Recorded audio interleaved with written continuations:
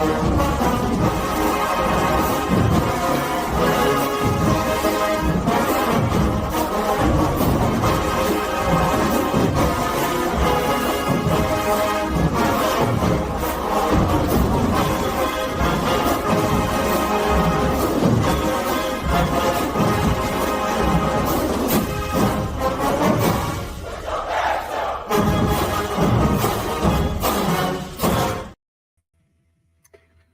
right. Hey, good evening, family.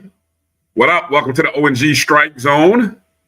As you can see right now, it's just me, Bryan Fulford here. Soon to be joined by Marcus Green, who will be getting off the road, taking care of just coming back from church. So definitely, praying that the Lord is on his side and that he gets here safely. So that he can join me for this action-packed show that we have for you tonight. My other co-host, Kelvin Rozier, is vocally out of commission tonight. So if you are one of the folks on our YouTube page, My JBN Online, you obviously will see Kelvin in there chopping it up with you guys. His fingers are still working, although his voice is not. So say what up to Kelvin and to all the people in the chat room. Thanks for joining us tonight. The O&G StrikeZone, of course, part of the Black College Sports Network and Jericho Broadcast Networks. Want to thank everybody for all the support that you give to our show. If you're following us, make sure you're following us on our social media at O&G StrikeZone on Facebook, on X, Instagram, the YouTube page where you can always get show clips from some of the various segments when we talk to coaches and players and things of that nature, just in case you aren't into or don't have time to listen to the full version of the show. I understand we're all busy people. You're all busy, but wherever and however you're watching, make sure to hit the thumbs up and the like button. Make sure you're subscribed. Make sure you're sharing the show. That's the biggest thing that the family that's watching us, however you're watching us, you might be even watching us on the Black College Sports Network page on X or on Facebook. Let me see where else. Yeah, or obviously Jericho Broadcast Network YouTube. So anyway, I want to thank everybody. So just continue to share the show and keep the stream, keep the likes up and all the good stuff. So got a loaded show for you tonight, man. We have so much to talk about. We've hit that sweet spot of the calendar, which, as I've talked to many athletic administrators, whether it be SIDs or ADs, assistant ADs, this is the busy season because you have the end of basketball season, which in itself is busy. And then you've also got the start of the spring sports. Well, take that back. You've also got that transition of track and tennis. Track is in the indoor season, soon to be moving to the outdoor season. You've got tennis kicking off again, but you're getting into the spring sports now. You got softball, baseball. Some programs have 2 tennis programs. Don't forget golf. Golf is about to ramp back up. So this is a busy time period for athletic administration. And so it's also very busy for us at FAMU. We've got plenty of things to talk about. Of course, basketball, some good, some not so good, but still it's all interesting conversation. We've also got softball, had a great weekend. Baseball season kicking off. Tennis is doing it's and they're in the non-conference, so it's always a little challenging in the non-conference season for our tennis program right now. And golf will be starting up. And then this weekend, we've got the indoor track championship. So plenty to talk about. But let me bring on my co-host who is able to talk tonight, none other than Marcus Green. Marcus, how you doing tonight, brother? I'm doing good. I see I got the memo.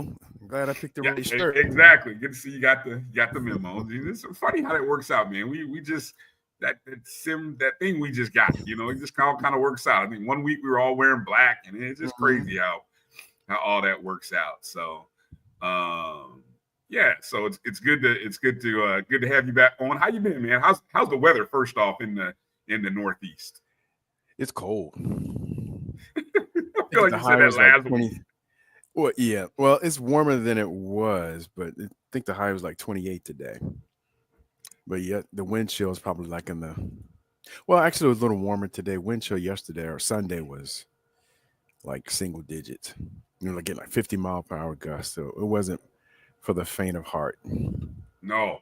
And I did see, speaking of cold, I saw something on Instagram where there's supposed to be some new Arctic wind, Arctic freeze temps that's going to be coming through the Southeast. Oh, Especially, really? Ooh. yeah, like folks in the Atlanta area, Alabama, Mississippi, even northern Florida, I guess, is going to be getting hit with some cold weather. So, yeah, I think it even affected some of the games towards the end of this past weekend. Obviously, this President's Day weekend, there were some games that were affected on Saturday. So, yeah, let me know where you guys are. I see Ezekiel Love checking in. Says it's cold up here, 22 tonight in the DMV. So, yeah, let's do. We got rain down here in Orlando. Wasn't really expecting that. Kylan says global cooling. Exactly. Demetra said definitely it's a cold night in Tally tonight. So, yeah. Wherever you're checking in with some weather temps, whatever you've heard. And then what's crazy is, so I was in Houston over the weekend, Marcus, broadcasting the Cactus Jack baseball event.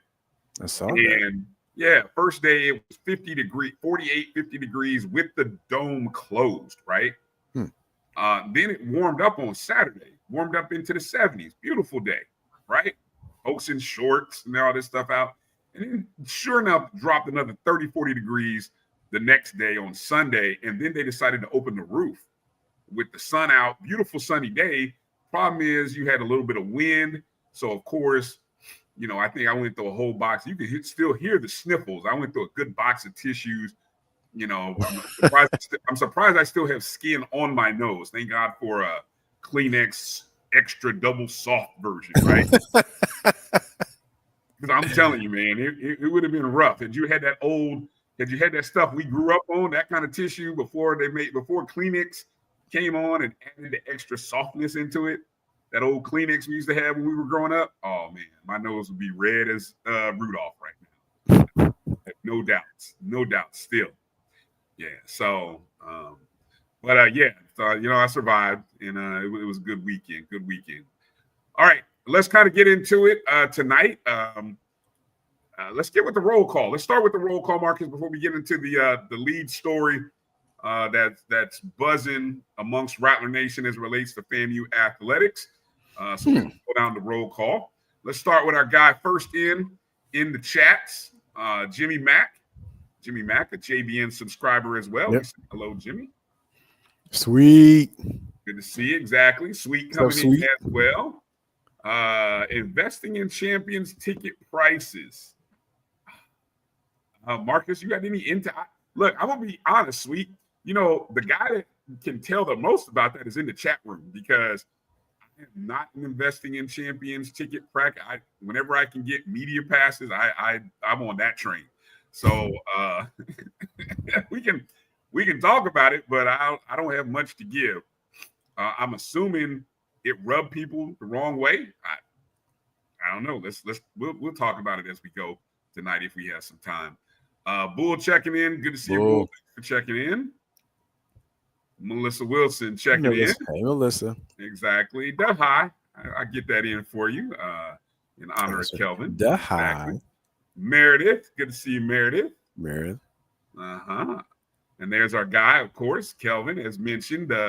Not with us on screen, but his fingers are good. So as long as whatever meds he's on doesn't kick in, he now if he starts typing crazy, if he starts typing some crazy, that's whatever meds he's on has kicked in on another level. So I'm just putting it out there now. If you hear some crazy talk from Kelvin, that's just blame it on the meds. That's all I'm gonna tell y'all to do. All right. Gail, good to see you, Gail. Thanks for being a JBN subscriber as well. Alice, Ken, say hello to you. Thank you. Mm-hmm. Thank you as well. Let me see. Demetra. Demetra. Congratulations again to Demetra, winner of our season basketball pass. And Marcus, I saw a picture, and I don't know if I retweeted or maybe we just shared it internally, but nice seats though. Yeah, I wasn't sure, but hopefully the basketball teams will provide plenty of enjoyment. Yeah. We'd like to, Demetra, make sure to let us know some of the funniest things you heard. When you're that close to the bench, I know you get to hear all kinds of stuff. So you feel free to, anything that you can share, that I'm sure, within reason. Yeah, within reason, right? B Starts, thanks for checking in. B, appreciate you. My guy Tony, checking in. Tony, the hot, checking in. Good to see you as well. Thank you. Let's see, Bull offering a little advice there. I don't know. Is that just for all of us, or is that just for Kelvin because he's on some meds? He's got to go to work tomorrow. Who has to go to work? Kelvin. Does he really? Well, I don't know. Maybe not. That but sucks. Crown Royal with dental medicine probably wouldn't. You ain't going to work tomorrow. You're gonna sleep right through that alarm at 6 o'clock in the morning. Definitely. Little baby, what up, little baby? Good to see you. Thanks for checking in. Ashton Harris. Mm-hmm. Good to see you, Ash. Mary 305 checking in from South Florida. Hi, Mary. Thank you for being a JBN subscriber as well. Our good friend Chuck checking in from Monroe, Louisiana. That's right. Tamara T, thanks for being a JBN subscriber, checking in. Good to see you. Alice McCullough from the 561 Palm Beach County, baby. Good to see you, Alice. My guy Drew checking in, driving all over the country, man. Drew been everywhere, man. He's been as far west as Oakland for the All-Star weekend with Morehouse, and so now he's I think he's heading on the road to Louisville. Where is AD Drew? That's the new game. I always ask him. I said, where's AD Drew today now? So good to see you, brother. Kenya, good to see you, Kenya. Thanks for checking in. Marcus, appreciate you. Marcus coming in. Thank you for being a JBN subscriber as well. Good to see you, Edwin. Thank you for coming in and checking in. Appreciate you. Yeah, exactly. Thank you, Gerald. I'm trying to hold it down as best as possible, But I got Marcus here, so a little bit of stress is off. See? Kylan, appreciate you. Free Marcus. He's here. He's here. He made it. He made it. He made it. He made it. Everybody calm down. It's all good. It's all good. Let me see. Who else? Jay Hunter checking in. Appreciate you. It's 30 degrees in Louisiana. Okay. Let me see. Interesting. Yeah. Adrian Crook checking in. Let's see. All right. Checking in. Appreciate you. James Austin. He wants to right to it. We got a defensive coach yet, Marcus? What can you tell us? I think we got one, but is it official yet? Oh, I don't know. Oof. Yeah. All right. Well, I'll tell you what, James, come on over to our MyJBN YouTube chat. We got a couple people in there who they got all the tea. They know. Now, whether they say or not, that's another story. Mm-hmm. Carrie Daniels checking in. Good to see you, Carrie. Appreciate it. Let's see. EA, good to see you, EA.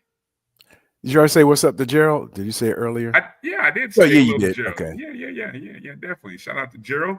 Pumping out some great stories. Tallahassee Democrat, of course, covering everything, man. Covering baseball. Gerald might know if we have a defensive coach, but he's not going to say. That's why I said the people in the JBN chat, they know. They know. They may not be saying, but they know. So it is what it is. But yeah. So we got all kinds of football news to talk about. I know we talked about some of the other sports, but we got football news to talk about. Former players that'll be participating in the HBCU Legacy Bowl. Coach Colsey dropping some interesting nuggets. We even have some info regarding volleyball as our Coach Gokhan Yilmaz, he was on the 220 quarterback club luncheon this afternoon. He dropped a few interesting nuggets. We'll talk about that a little bit in the show. So yeah, Yeah, good stuff. Good stuff. Okay. Let's get going, Marcus, with the lead story. I think it's fair to call what our men's basketball team is doing right now the lead story. Would you agree or disagree? And right now they're the hottest team, so they're They doing it up. Mm-hmm. exactly. They're the hottest team. At least, I'm gonna say the hottest team in the SWAC. Might even say the hottest team in HBCU basketball right now, as after winning a pair of road games in Texas, including a game winner against Texas Southern by Milton Matthews. Shout out to Milton, friend of the program, came on the show last Wednesday. The boys came back home and won a pair of games against Jackson State and Alcorn. And the thing about those two games, as you see there, this was the first set of games where you met your opponent once. If I'm not mistaken, Marcus, I think these were the first two opponents that we have already seen once during the season. Mm-hmm. So there's always that, especially if you lost or if you won, they're on edge. We got to protect home court. We went out to Mississippi a few weekends ago, beat both of these teams in their crib. And so both of them were highly juiced up to win this contest.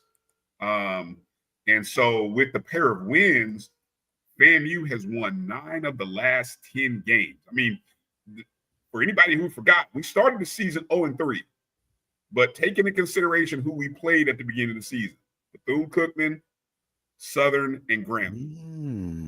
And I remember Coach definitely said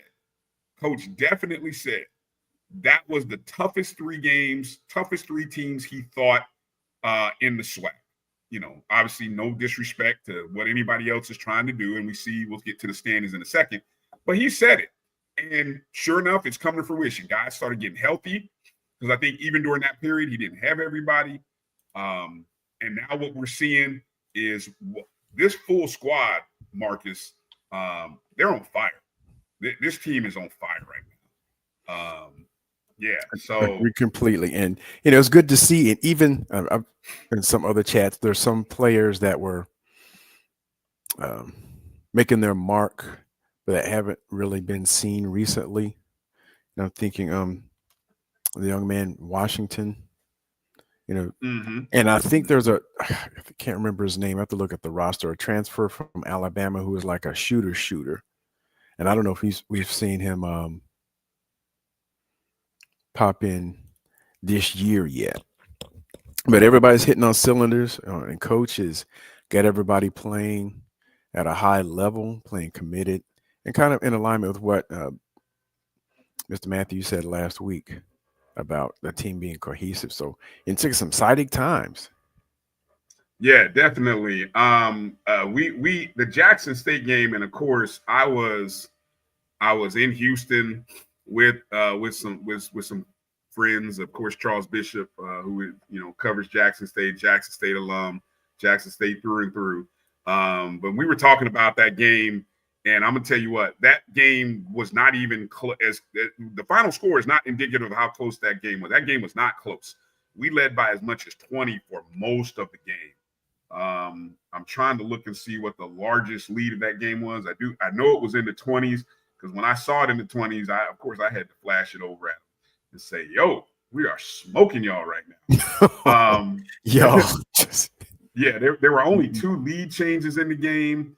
Of course, leading scorer was Sterling Young off the bench.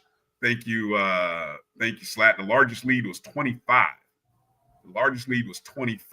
Ooh, yeah. I was looking at that. I was like, Yeah. It's been a long time since we have been this excited about FAMU basketball. And Kylan just said since the Gillespie days, and honestly, that was the last time we had.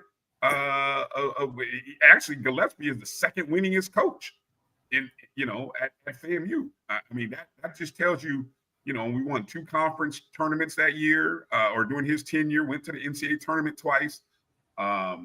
So The guys are rolling. Sterling Young, how about coming off the bench, scoring 28 points in 30 minutes, 8 of 14 from the field, 2 of 5 from the three-point line. He was 10 of 10 at the free throw line. Great day for Sterling Young.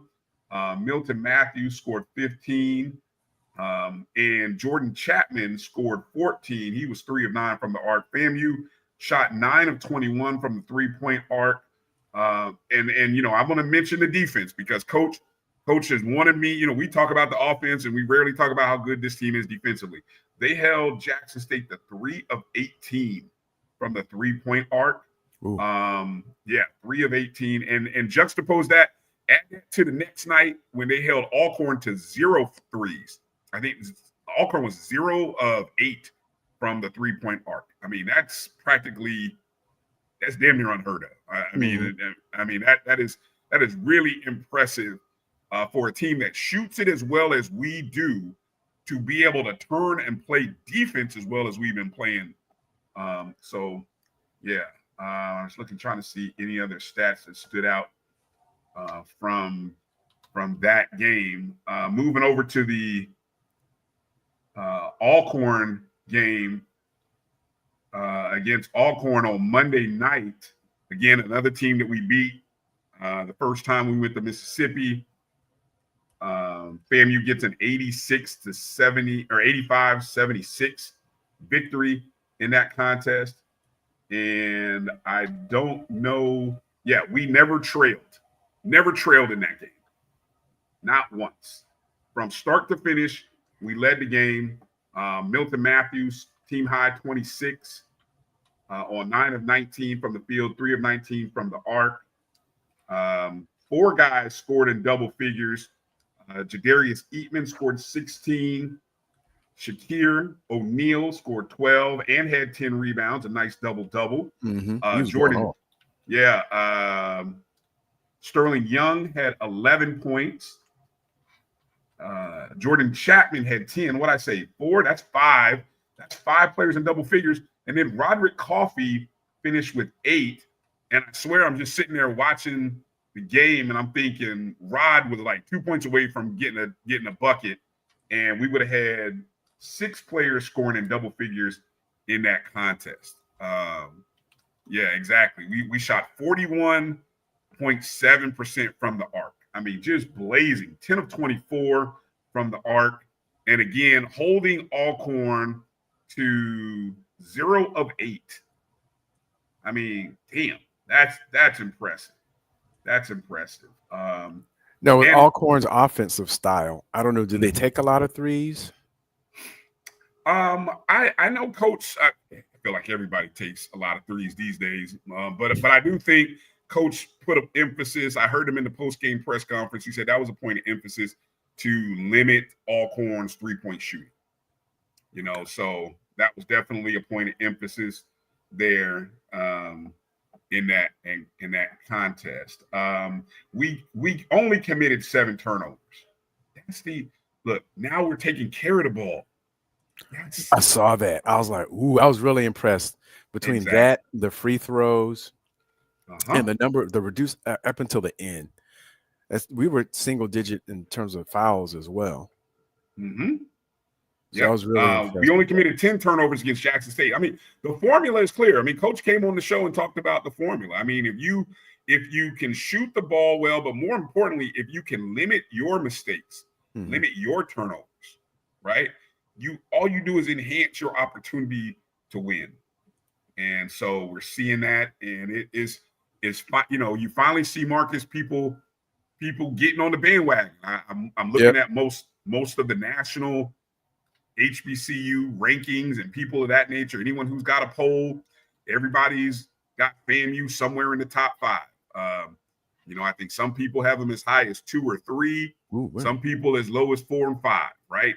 Everybody who's got an HBCU basketball poll right now has us in that mix right now. You know, and rightfully so. 9 of the last 10 victories for FAMU. Now let's take a look at the standings, which, I was super excited waking up on Tuesday morning. You saw the tweet. Woke up Tuesday morning, FAMU's in second place. By virtue, of course, we own the tiebreaker with 2 wins over Jackson. So we can firmly say we are firmly in second place. But take a look, Marcus. I mean, this thing is not done. I mean, you got Alabama State, who we play this weekend, And Texas we lost by Southern. 1 point, I think. Was that the It one was where 1 point? Yep. And we had we the didn't ball get the with shot 13 off in time? seconds. Yep, had the ball with 13 seconds left. That's the only loss in this last 10 games was to Alabama State at home. Of course, Texas Southern, we only have to play them once. We've already played them. We still have to play Bethune at the end of the season in Daytona. Mm-hmm. And then Alcorn, we've beaten twice. So, 3, 4, 5, 6, From the 7. East. I mean, I don't know. Are we doing divisions in basketball? Nope. Top 10 teams. Okay. What you see there is essentially the top 10 teams. So if the tournament were to start this week, Alcorn would be the 7 seed, Grambling the 8, Alabama A&M the 9, Prairie View would be the 10. Those teams would have to play the opening round, and then they would advance to take on teams that playing in the quarterfinals. So I think FAMU would end up playing. I think the winner of the 7-10, I think, is how the format goes. Because the 8-9 would go play Southern. And again, we still have to play Southern at home. We still have, so this upcoming weekend, obviously, a big weekend series. We go to Alabama, take on Alabama A&M and Alabama State. Then we return home for the final homestand with Southern and Grambling, and then we travel to Daytona. So only 5 games left on the schedule. Yeah, exactly. Tough stretch. We're gonna have to win out. I mean, it's so fluid. It's so fluid right now with this with the standings. Anything you want to add there as you look at these standings?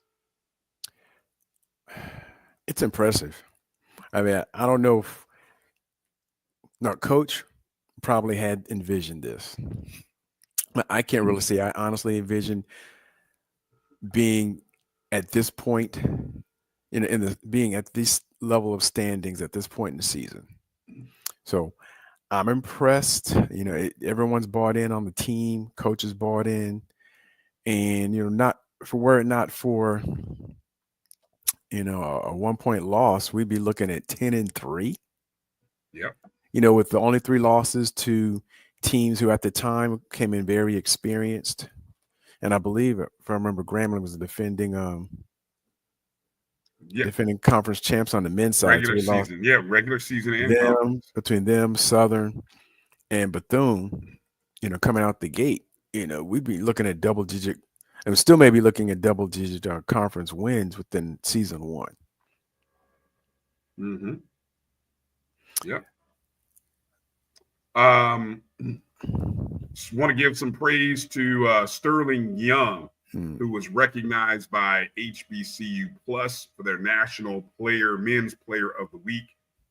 You can see what Sterling did, of course, as we mentioned, averaging 25 over the 2 games, 4 assists, 4 rebounds, and definitely more importantly, what he did in that first game where he scored 28 in 30 minutes. That was pretty impressive. Did you catch Coach's post-game commentary again after Jackson State? Did you happen to catch that? I did not. Okay. He didn't look happy. He was a little fired up. He was a little fiery. A great viral moment there captured and posted by HBCU Game Day Vaughn Wilson. I agree 100%, Drew.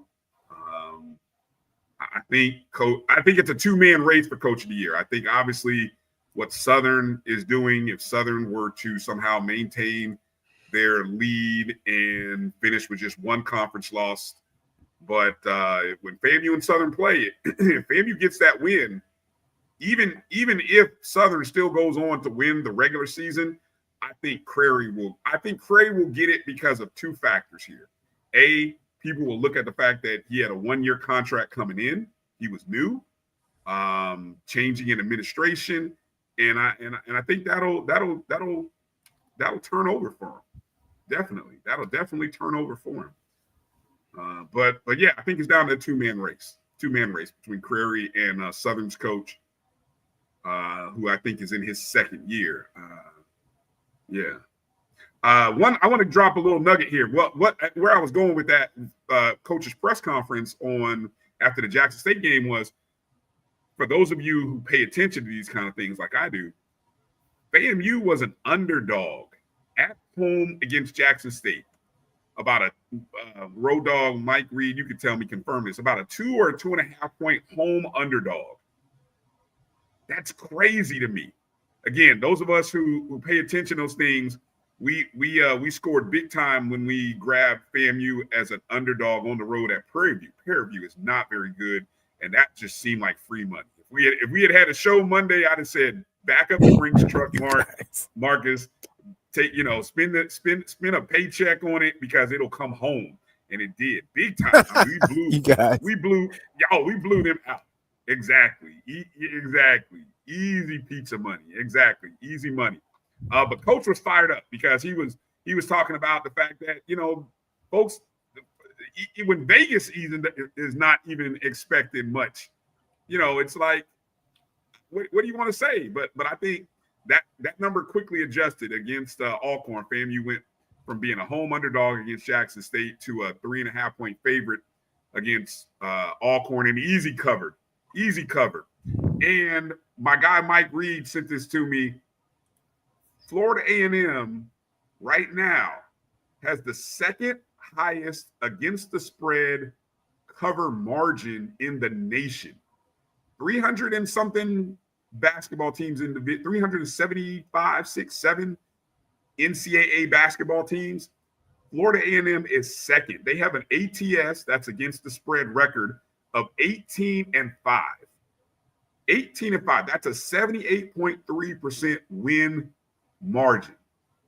So whether FAMU is a dog or a favorite, and we've been a dog a lot, FAMU has covered. So we will be paying attention to the lines this weekend when we travel up to Alabama. Those of you who take part in those kind of things, FAMU is a good bet in many ways. That's all I'm gonna say. Definitely a good bet. But congrats to Coach Crary. And Coach said the bus is left. He said the bandwagon. I wish he would leave the doors open. I'm driving the bus, Marcus. And I'm trying to open the doors. Coach is like, nah, B. They didn't want to get on the bus back when we were losing the first 3 games, or when we had that slow winning streak. They only gave him 1-year contract. I'm driving the bus, Marcus. So I mean, if Coach don't, I'm gonna try to let a few more people on the bus, but you better get on now, or just follow the bus. We going to Atlanta. Make sure you come to Atlanta for the SWAC tournament. That's all I'm gonna tell you. I better see so much orange and green, it's gonna make the SWAC get sick. That's how much orange and green I want to see in Atlanta for the SWAC basketball tournament. Y'all better show up. Beat us there. Don't meet us there. Beat us there, because we will be in the house. No doubt. Let's do this, Marcus. Let's take our first break. Come back. Got a few other sports to talk about. Maybe a little softball action. Obviously, there's some baseball, football, women's basketball to talk about. I have an interesting stat, Marcus. I know, right now, the women's basketball team is going through a tough patch, right? Lost 2 games at home. They kind of lost 3 in a row. I know, man, Marcus. There's some people who are getting off the bus. There's some people getting off the bus. But I'm gonna tell you, Marcus, I went back and looked. There have been darker days in the SWAC, and we need to not forget that. And I will remind you all how dark those days were when we first entered the SWAC, and why, when I look statistically at what this team is doing, we are not far away. Hang tight with us. Coming up on the other side of this break. At the top of the hour, we're going to talk to Zach McKinnell from FCS Football Central on SI. He is live in New Orleans at the HBCU Legacy Bowl. So we're going to get all the tea on on our guys who are playing in the HBCU Legacy Bowl this weekend. So we're gonna find out more about those guys. So hang tight. You're watching O&G StrikeZone right here on the Black College Sports Network. We will be back in just a moment.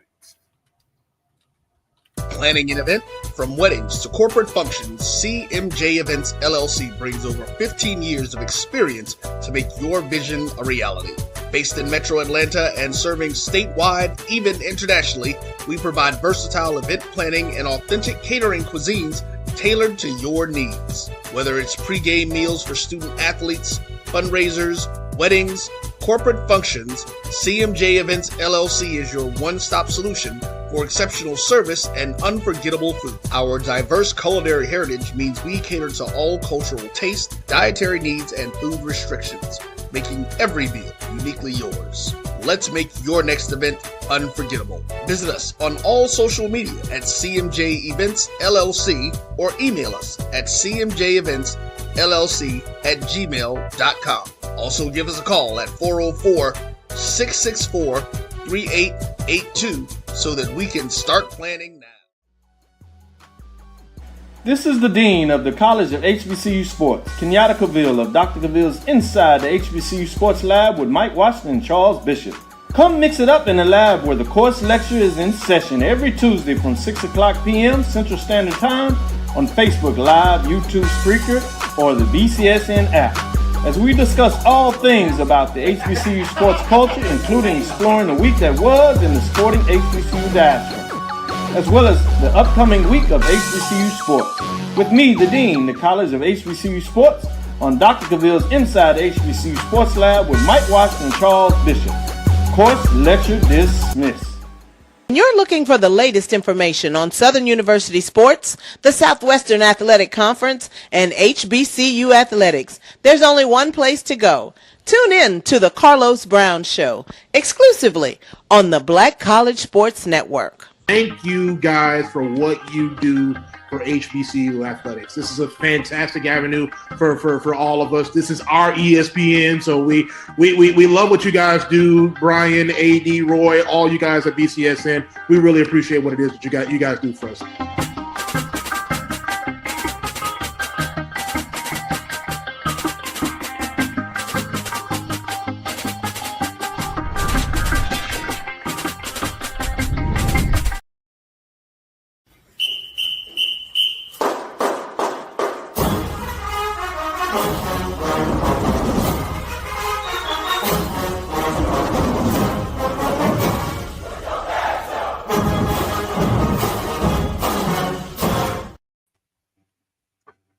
Welcome back to the O&G Strike Zone. Brian Fulford, Marcus Green here.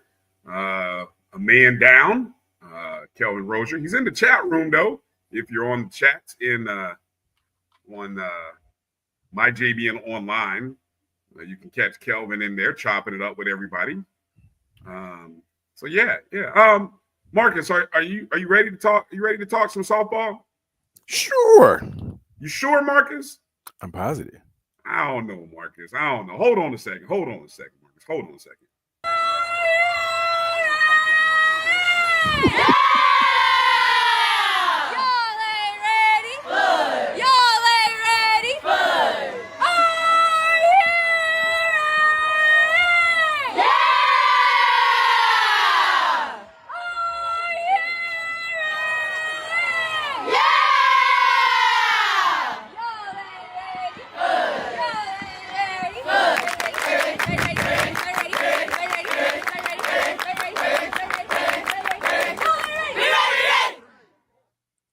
I'm ready, Marcus. I'm ready. Are you ready? I'm ready. I am stunned and amazed. She's like the smallest player out there, and I was like holding on to my chair.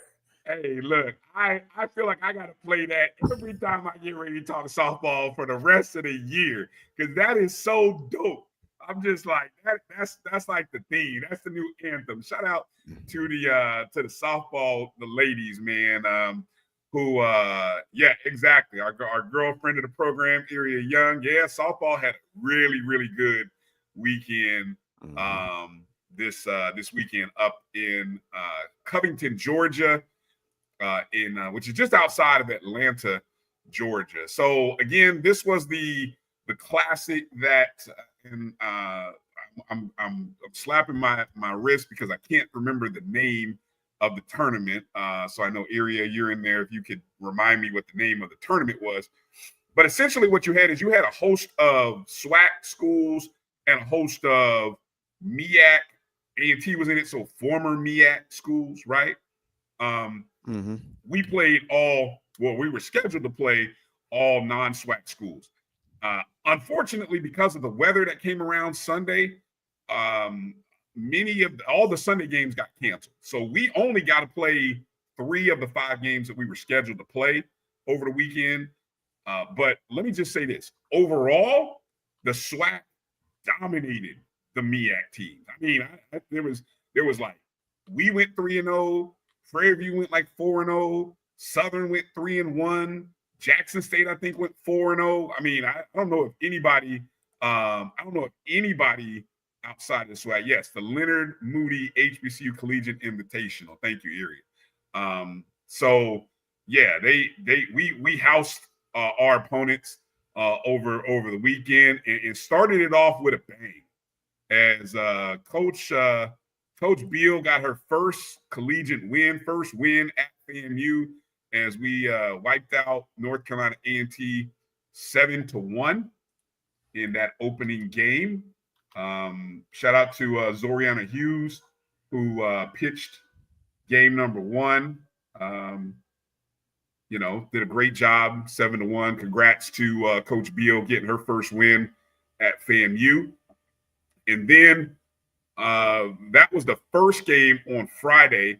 Then we played the second game on Friday, took out Howard 8-1. And I'm going to talk a little bit about that a little more in depth because Marcus, I think FAMU got another pitcher that people need to pay attention to. A young lady, Amari Brown, got on the mound and she was smoking them, dealing them. 7 innings, complete game. And I'll tell you a little more about her in a second. And then on Saturday, if I recall, she's one of the signees from Chipola. Exactly. Junior college. Yep. Yep. That's exactly where she's from. Yep. And then we took out Coppin State 14-3. That was the first game on Saturday. We were supposed to play a second game on Saturday, but it didn't happen. That's when sort of the whole, and I don't know, I think it was the scheduling. That game against Coppin took forever. I don't know. Maybe a game before it took a little long or whatever happened, but geez, it took a minute. But yeah, the Rattlers improved to 3-4, won 3 in a row. Of course, our game against North Carolina Central got canceled, and of course, the Maryland Eastern Shore got canceled as well. Given the way that those teams performed against some of our SWAC sisters, we would have won those 2. I feel like we would have won those contests as well. No doubt. Let me tell you about some performances. Like we go into these games, we know about the names. Zoriana Hughes doing the doggone thing with the pitching, right? Zoriana had a great pitching performance. Bree Huggins had a good night, good weekend at the bat. But a couple names that you may not be familiar with, Marcus, because these young ladies, they were killing it. First off, I'm going to start with this young lady right here, Amari Brown, junior, you mentioned from Chipola, a pitcher / utility player. She did it with the glove on the bump and behind the plate. She, as you can see from the numbers, pitched a complete game, 7 innings, only gave up 6 hits, one run, only struck out 1, but batters were 231 against her. A pretty impressive performance in her season debut.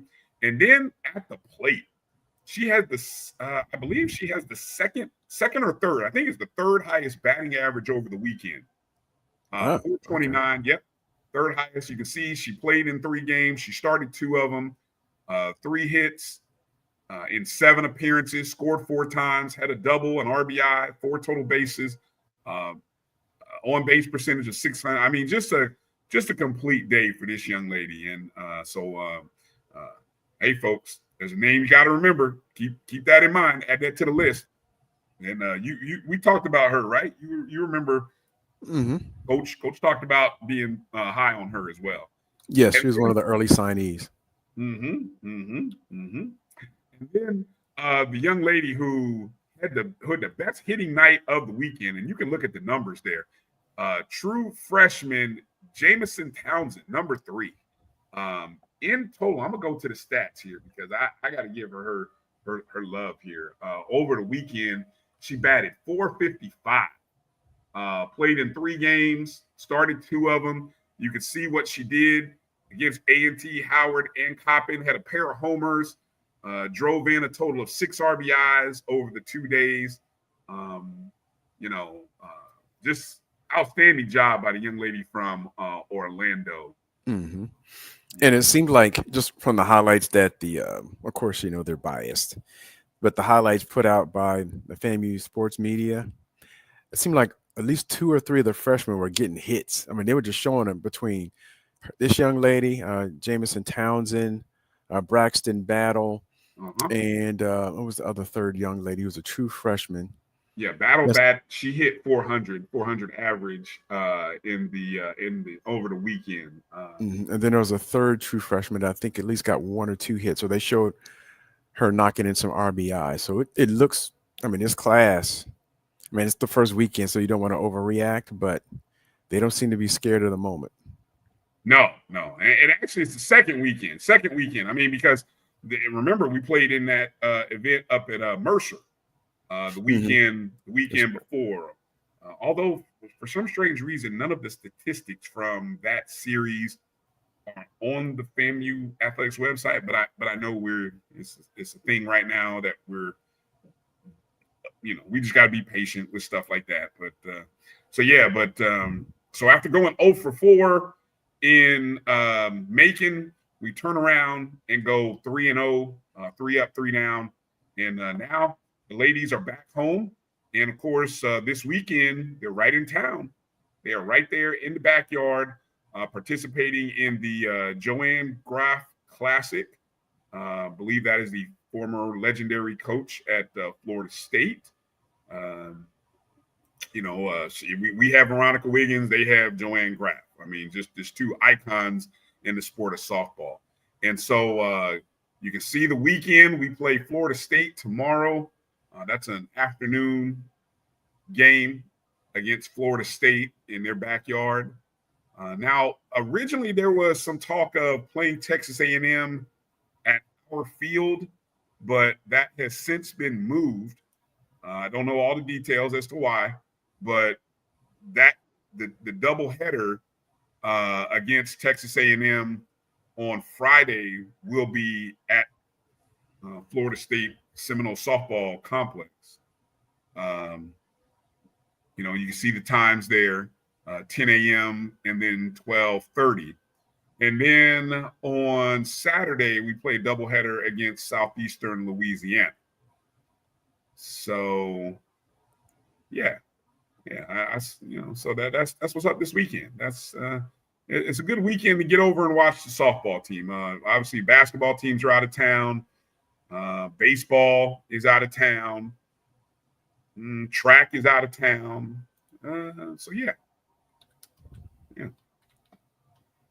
Good stuff. Anything you want to add there on softball? Any updates? Anything, Marcus? It's looking good. I mean, of course, we have senior leadership, but you look at these last 2 classes of high school signees, between the performance we're seeing now and, of course, Zariana Hughes and other sophomores coming back, going to be a team to reckon with. Yeah, definitely going to be a team to deal with. So definitely want to encourage you guys to get out and check out the ladies over at Florida State when you can. I'm not sure if any of these games are streaming. I'm checking the athletics page right now. Let me see. Florida State usually does some streaming, some type of streaming.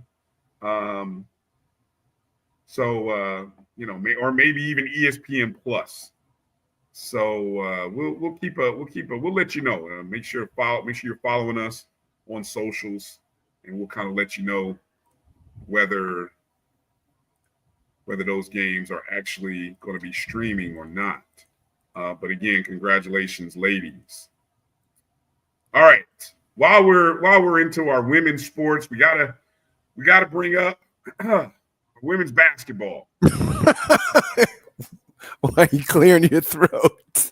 That just happened. That honestly, that did not come out that way, Marcus. It just so happened that I needed to clear my throat. I want to be able to say what I want to say. I don't want to be long-winded about it, but there's a few things I gotta say because I had to do some research, Marcus. You know, I love my data.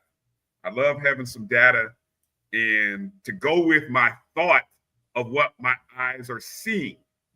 And yes, I know, unfortunately, we lost a pair of games. This is the run back against Alcorn. We lost 74-69. Against Alcorn, we had lost the first time to them in overtime by 3. And yes, I'm 100% with you, Kenya. We should have won both of these games. Both of them. The Jackson State game was probably the most bewildering game. We lose. First off, the score. Now, many times you will see that score and you might think halftime score, third quarter score. No, sir. That was the final score. Like, I saw that number, Marcus, and I had to, what I put in the chat? How many question marks did I put after I said 37? Really? 37? Yeah, that was a 37? That's a damn. That's it. But that was a tough game. And what hits you when you look at the statistics from that game, what do you notice down there when you look at the quarter scoring, Marcus? What do you see down there in the quarter scoring? single digits. That's the first thing I was thinking as well. Single digits. But not just by us, though, Marcus. I think a lot of people will look at the 4 points we scored in the second quarter after having a 14-6 lead. And then we'll look at the 2 quarters that you don't want to have single digits. We had them. 4 points in the second to close the first half. 5 points in the fourth quarter to close the game. We never trailed. We never well, all right, let me rephrase that. We never trailed until we did trail at the end of the game in the final minute. But for 38, 39 minutes of the game, FAMU led. We led at the end of the first quarter. We led at halftime. We led at the end of the third quarter. And this is all played with a shot clock, Marcus. I mean, they are playing with a shot clock. These are high school, or not high school. These are college. This isn't a high school girl. I've seen high school girls basketball games like this, not college basketball games. Look at the shooting. The shooting. I mean, while we shot 22%, right? They shot 35. Our 3-point shooting non-existent. But look at Jackson State's free throw shooting, 25%. And do you notice there's a particular stat in there, Marcus? Do you notice a particular stat?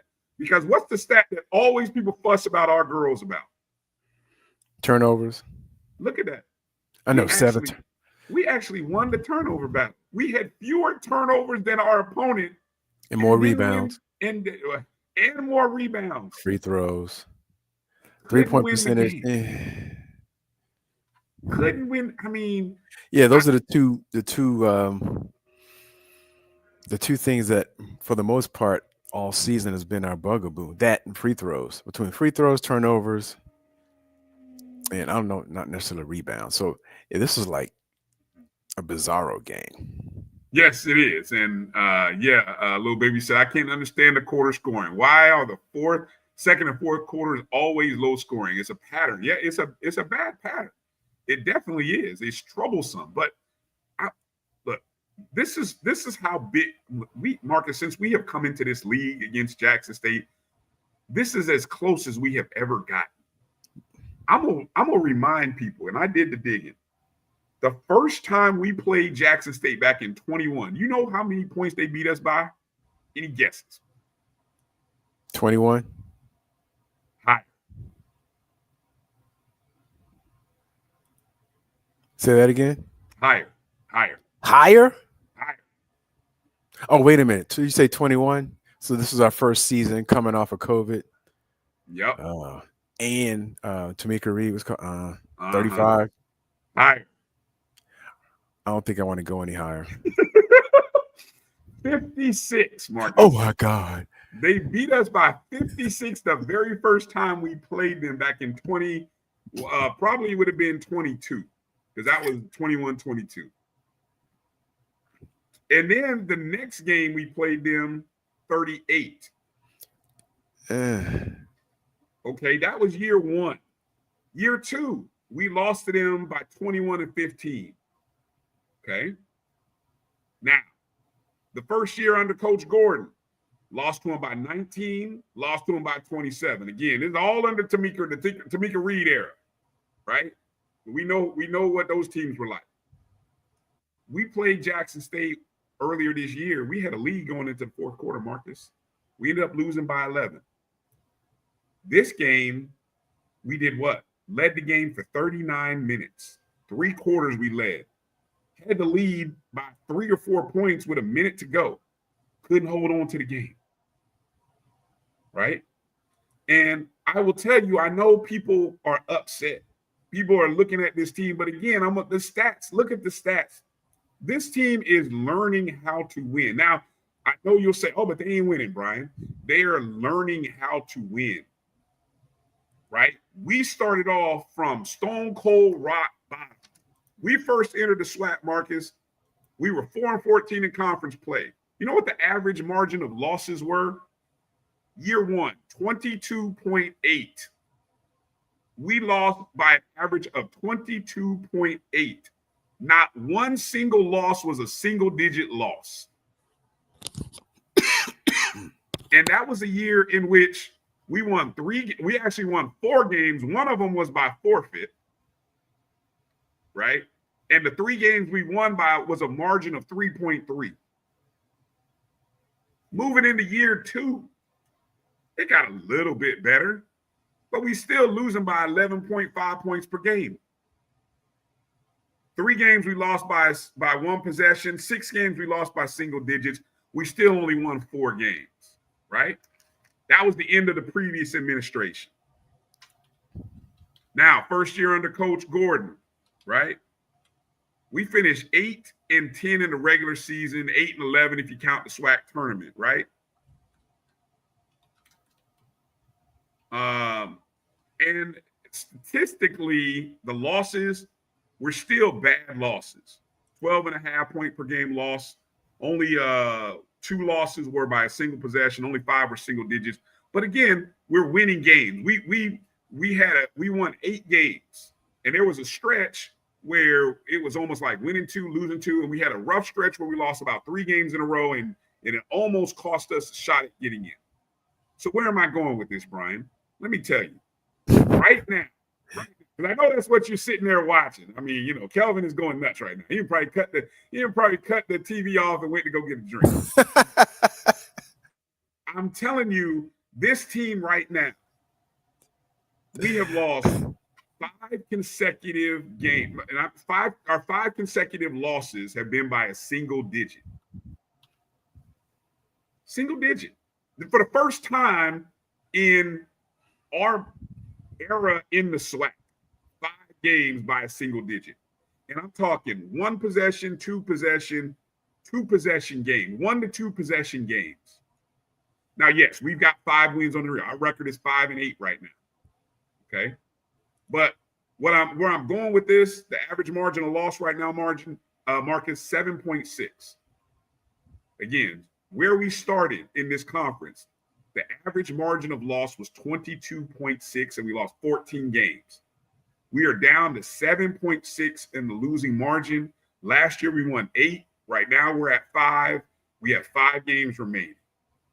Don't jump off the bus. We are learning how to win. It's a process, folks. And I know that's hard because you see what the basketball team is doing. And it's like, oh, they got a first year. Look, don't get me started on trying to compare men and women's basketball. We're not going to go down that road tonight. But I will tell you that we are making improvements from being in the bottom of the cellar. Matter of fact, We were under the concrete. We were in the bottom of the cellar, Marcus. We were under the concrete. That's how bad the women's basketball program was that Coach Gordon took over. I'm going to keep it 100 with you. And I love Coach Pillow, love looking at her. She's great. But we were in the bottom of the cellar, under the concrete. Yeah. Okay. So pump the brakes. You know, they got a tough road going up to Alabama A&M, Alabama State. But we're going to compete in those games. And we're not going to talk about who's not here, because I know people want to keep bringing that up. Missing pieces and all. And now we got enough. These girls just have to learn how to finish and win in the fourth quarter. That's it. It's a process. Trust the process, as they say. Right? All right. They're the standings right now. We are sitting in. Look at that race at the top. Again, Jackson State is in the lead, folks. We had Jackson State on the ropes. I'm just going to put that out there, Marcus. The team who is currently sitting in first place, they were dead to right with about a minute to play in the ball game. All right, that's all I'm going to say. I'm going to stop. There are the standings. I think, what are we now? 1, 2, 3, 4, 5, 6, 7. Sitting in the 7th seed, taking on Alabama State and Alabama A&M. Yeah. Had a chance to be in the, close, maybe 6th seed? Yeah, 5th or 6th seed. Right in front. I mean, it was right there for us. Yeah. Exactly. The point is, we got to make the playoffs. So, I still feel confident that we'll make the tournament, and then we'll go from there. Right. One last thing. Shout out to Sydney Hendricks, Impact Player of the Week by the SWAC. She had a good performance over the weekend.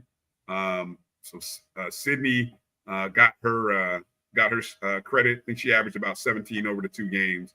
Really, really dynamic player. So yeah, there it is.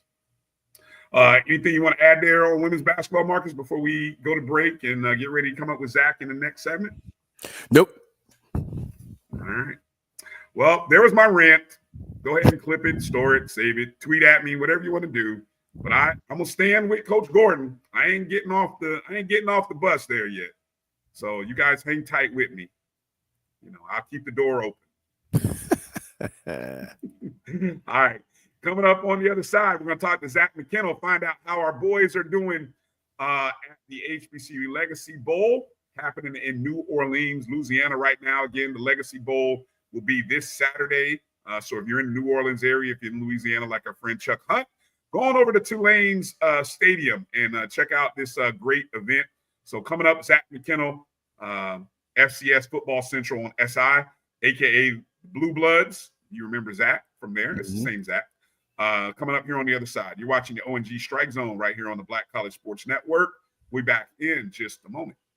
Since 2002, Empowerment Resources, Inc., a nonprofit organization, has empowered more than 1,500 youth and adults in Duval and surrounding counties. Through its programs, Journey into Womanhood, Girls Mentoring, Life Skills for Teens, and Parenting Education Coaching. To get involved with programs, volunteer, or donate, visit www.empowermentresourcesinc.org. Follow us on social media, facebook.com/empowerment.resources and instagram.com/empowermentJAX.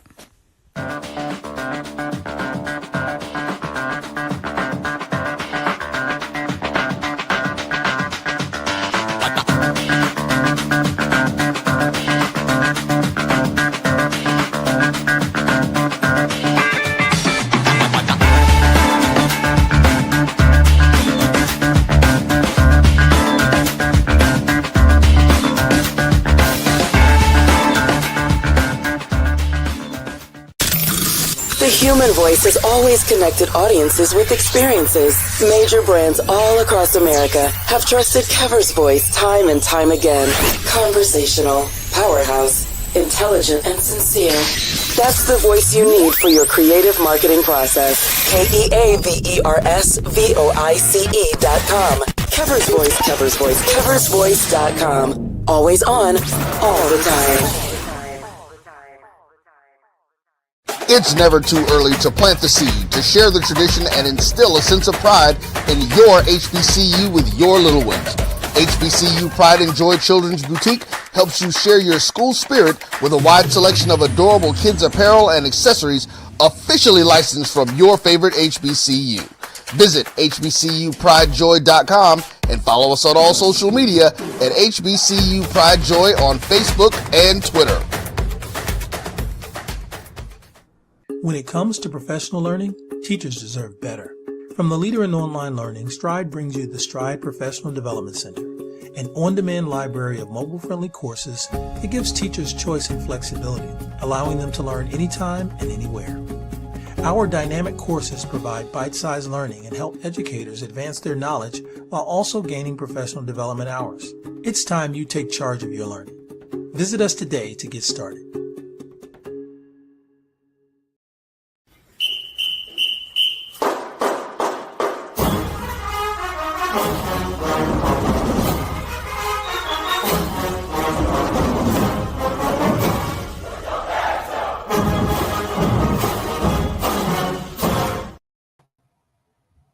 Welcome back to the O&G StrikeZone. Bryan and Marcus here. Before I bring on our next guest, I got to give a couple birthday shout-outs real quick. First off, I give a shout-out to the OG, the legend that is none other than Albert Chester Sr. having a birthday today. FAMU legend, Albert Chester having a birthday today, a friend of the program.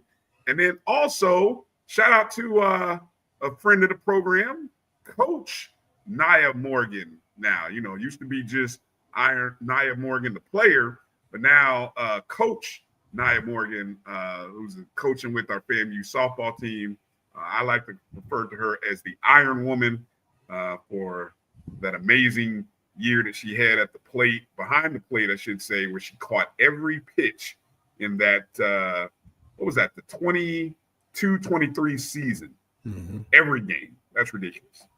All right, I got Blue coming on here in a second. I think he got to get his signal here. And then I'm going to bring him in. I think we lost him for a second, so he's coming on. All right, joining us right now, he is the formerly, look, you all know him originally from just the Blue Bloods, right? But no longer just the Blue Bloods. He is I want to get the titles right here, Zach. You're the man for FCS Football Central on SI. Senior editor, owner. What? Give me the titles, Zach. Make sure I get it right. Everything. Owner, editor, video. I mean, listen, everything. So hold a lot of titles, man. But I appreciate y'all having me, man. Hey, it's all good, man. Thank you for coming on. Always good to have you. Appreciate all your coverage of FCS and HBCU football as well. So a lot of things going on, a lot of stuff that we can get into regarding the Legacy Bowl. Year number 3, correct? Or 4? Is it 4? 4. 4. Year number 4 of the HBCU Legacy Bowl. What's different this year? What changed? Last year ended. There was a little bit of controversy last year. A major injury to a star player. What is different this year? Good, bad, or just needed to change? I mean, I think the roster's a bit deeper this year, right? Especially because we only had one HBCU prospect earn an invite to the Senior Bowl, one guy go to the Shrine Bowl, and Aaron Smith from South Carolina State. So we didn't have a huge influx of guys go elsewhere, right? Everyone came to the Legacy Bowl. Everybody came to the Combine, and it increased the floor of the talent level. Now, do we have like a top guy, like a Davius Richard? I don't know if we have necessarily that, especially at the quarterback spot, right? Where you're kind of like lacking that star quarterback in this year. But I'll say this, for Team Robinson with the SWAC, this is by far the best offensive line we've had. Man, you guys remember watching the first few years, they couldn't block anybody. Guys, we had people winning MVPs with like 5.5 sacks in the game. You can't have that. And so I think this year you saw, Goss is down there, Evan Henry, you have Kirk Ford. You got like these first team all SWAC guys there where in years past, like the Mark Evans and those guys, they'd be at the Shrine Bowl, they would be at the Senior Bowl, the Hula Bowl, et cetera. So I think the overall talent level is a bit deeper this year than it has been in past years. I know, given after the Davius Richard injury last year at the game. A lot of people they wondered about the future, and they wondered about how this game, guys may not go, anymore, blah, blah, blah. What sense, was there any sense of that? What kind of things are being said? How's it being handled? Is it even being talked about, or am I the only one that's talking about it? In terms of playing in the game, I don't think there's that many conversations. Now, listen, you guys want to talk about opting out of the combine? The conversations have been plentiful there, because I'm just going to give you guys this. I won't name names. I don't want to put the players on blast. Guys, there were 3 players who were taken off of draft boards because they didn't want to run in the combine. Like, these kids are getting really, really bad advice from their agents. Like, let's just be honest, guys. The only guys that can go to the combine and not run is if you have a first round tag by your name. If you're the guys who are like the Travis Hunters and whoever who are locked into the first round, you don't have to go run. No one's going to care. But if you're a UDFA, a PFA, a CFL guy, a UFL guy, or a day 3 guy, you have to go improve yourself. And there were a lot of guys who were just like, man, I don't want to run the 40. I don't want to do this. I don't want to do that. And to me, that labels you as you don't have that competitor in you. And that's a red flag to a lot of teams. And I'll just be honest, guys, there were scouts who came down here to see one particular player or another, and those guys don't run. So Marcus and Bryan, if you guys are, let's just say you're a scout from Buffalo, you fly from Buffalo to New Orleans. You're taking time away from your family. You're putting in effort to your job. And the guy you guys came to see just said he didn't feel like running. How would you feel about that prospect? Yeah. And it's weird too, because a lot of the guys who opted out of the combine, guys, are at practice right now playing. So that tells the scouts you were healthy enough to run. And to me, let's just say you don't think you're going to run a great 40. If, in my opinion, if you don't run, all that tells me is that you're slower than we think you are, and I got to have a red flag anyway. You're not hiding anything from these scouts. I mean, they've watched enough film. They've came and seen you at your school. They've been at games. The fact that these kids are trying to hide things or getting advice from their agents, man, there's a lot of guys who have hurt their stock by not playing. And there's not many guys who have played and hurt their stock, because I'll be honest, guys, watching practice, my notes on a lot of these guys haven't changed. And I've heard that from Gerald and some other guys I've talked to, Emery Hunt, some other scouts. No one's really changed anything for the worse. There's a few guys that have improved or jumped on the radar, but no one's really hurt themselves other than the guys who have opted out. Wow. That's tough. And just to be clear, at that combine, which the combine, was it Monday or Sunday when they did it? Monday. Okay. All 32 teams were there, correct? Yes. And I want to say some GMs too, if I'm not mistaken. And is that a first? I feel like that's a first at all 32. I don't think so. I want to say they've been pretty consistent sending all 32. I think one team last year didn't, but then they sent a different personnel person. There was some conflict or something like that. Okay. Gotcha. Go ahead, Marcus. So, Zach, what have you seen from, I guess, a logistics standpoint in terms of how the HBCU combine and the practices and the eventual bowl game, how has it improved from your perspective in terms of being able to expose the athletes to a professional setting and enhance their ability to perhaps get noticed? I think one is the fact that these guys are getting more opportunities to interview.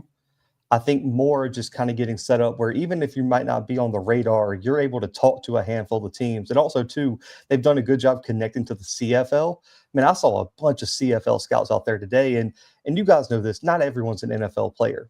And I think that's what sometimes fans fail to realize. If you can get to the CFL, guys, you can make a hell of a living going up and playing in Canada, a hell of a living playing in the UFL now. So the fact that they've been able to connect to some of these other leagues and get these guys in front of them and talking to them after practice, I think that's one of the things. I'll say this, the one thing I guess that's kind of changed a little bit is just I like how they have more media access. So like if you guys have ever been to the Senior Bowl, a lot of those guys don't need the media access, right? Because they're big P4 guys. They're real closed off. It's hard to get to them. It's hard for the scouts to talk to them right after practice, things like that.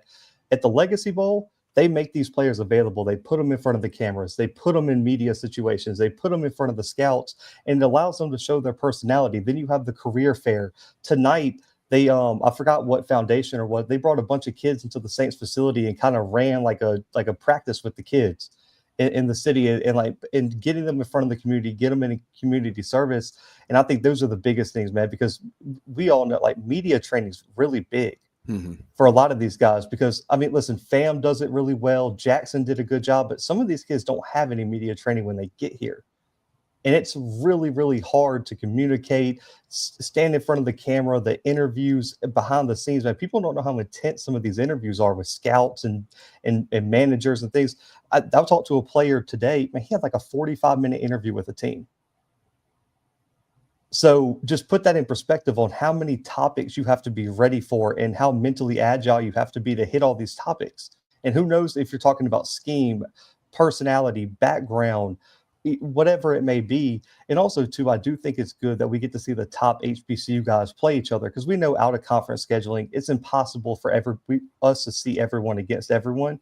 It's really great to see some of these guys go up against the best players in the MEAC versus the SWAC and vice versa. And even some of the D2 guys, man, there's a kid, Isaac Anderson from Virginia Union. I think he's been a top 3 performer at practice. And I'm an FCS guy, so I didn't even know Isaac Anderson coming into the week. And I'm talking about he is dominating people in practice. And so for guys like that to be on the stage with some of the D1 HBCU players is huge. The one thing I'll say, and this has been a gripe for 4 years for me, we got to get rid of the custom helmets. They look great. They're always cool looking, and the paint, everything. It's impossible to tell who's who. They got the little sticker on the back of their helmet. Man, put the team in front of the camera. Like, we need to see Kendall Bowler in a FAMU helmet, because when we go see 3 ball out, we know that's Kendall Bowler. When we go see Elijah Williams plant someone today in one-on-ones, we know that's Elijah Williams because of the Morgan State helmet. I think that's the next step in kind of getting these guys, I would say, more out there. Because when you see highlights of the Senior Bowl guys, Bryan, even if you don't watch Minnesota football, if a Minnesota player goes make a play, you see that Minnesota helmet and you look them up immediately. And it's like, okay, that guy's on my radar now. Man, they see Kendall Bowler makes a big play. If they don't see the back of his helmet, Bryan, they'd have no idea who that is. That could be any number 3 out there. Yeah, good point. So that's, to me, that's the one thing I would like to see change moving forward.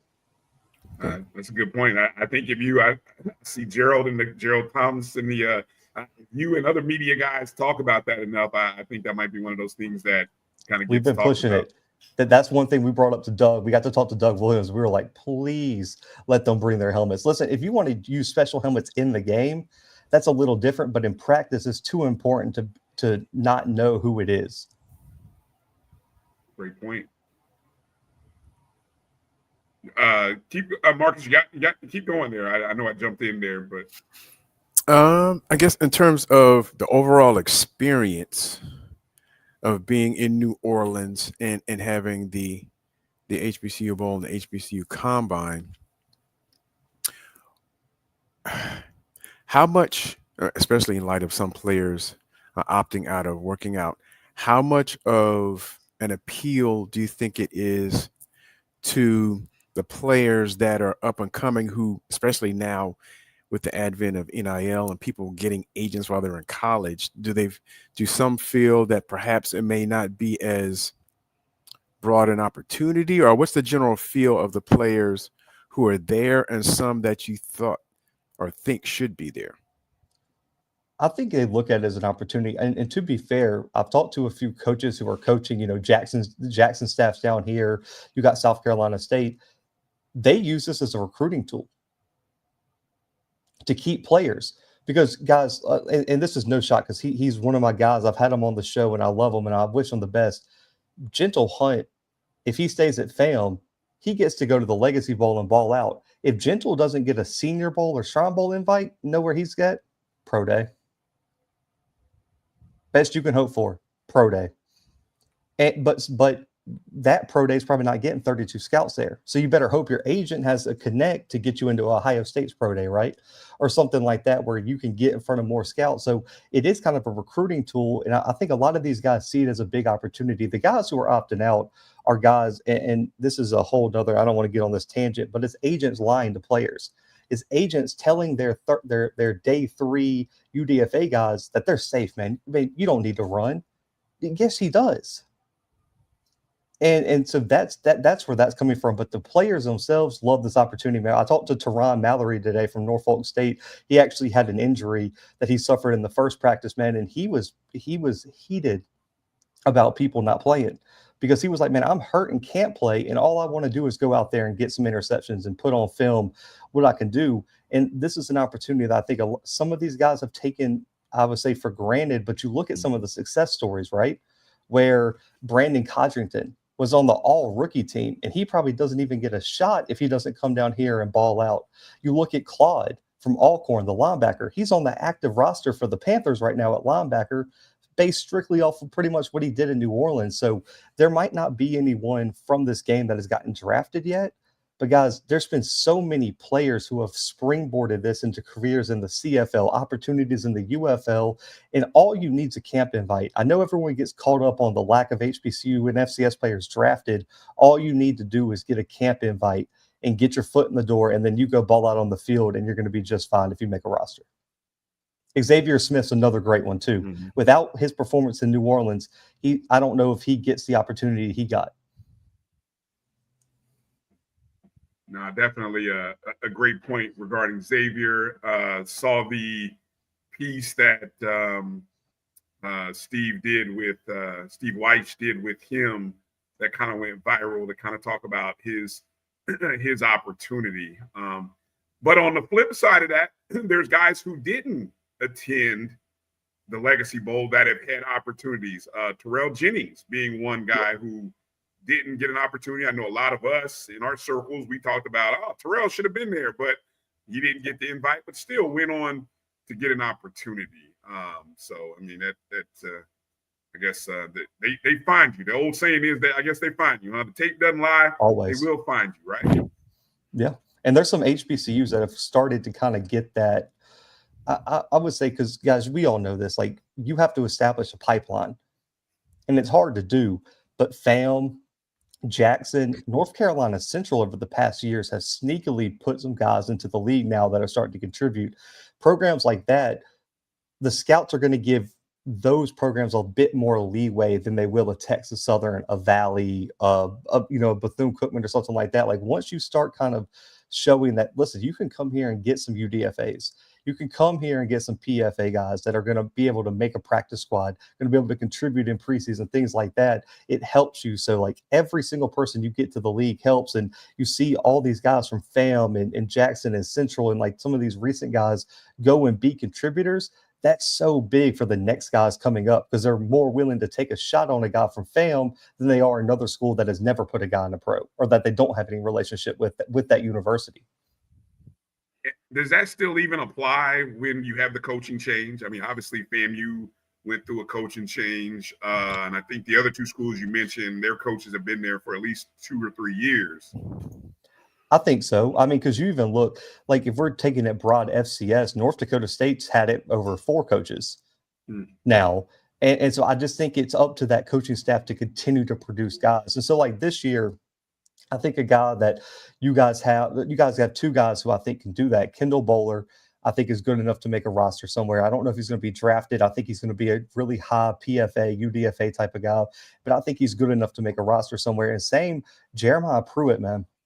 You can't teach what he has in terms of his athleticism, his size, his physicality. And so I think he's a guy who at tight end probably isn't going to get drafted right. There's not enough production there, but he's a guy that once he gets on the field in the right system with the right development, he could develop into a guy who's a fringe roster guy, even a practice squad guy, just with his athleticism. All right. So the 5 guys who we have down there right now, of course, you mentioned Kendall. Number 3, you mentioned Jeremiah there. Number 0, of course, quarterback Daniel Richardson, Jamari Gassett. Number 2, offensive lineman Jalen Goss. Before we get into what we're seeing or what you're hearing, let's go through some of the combine information and numbers. And the thing that stands out for me was, and I've got to ask this, is Gassett's time. There was something that got tweeted out by Jamari something about a 4.38. Then I started seeing some viral stuff about 4.38, and then I go and look at the official numbers, and it's a little bit different. So what is and what maybe is not, Zach? Can you clean up some things for us? So with the official time, I want to say that's an average of all the, guys, you've seen it with all the different stopwatches and stuff like that.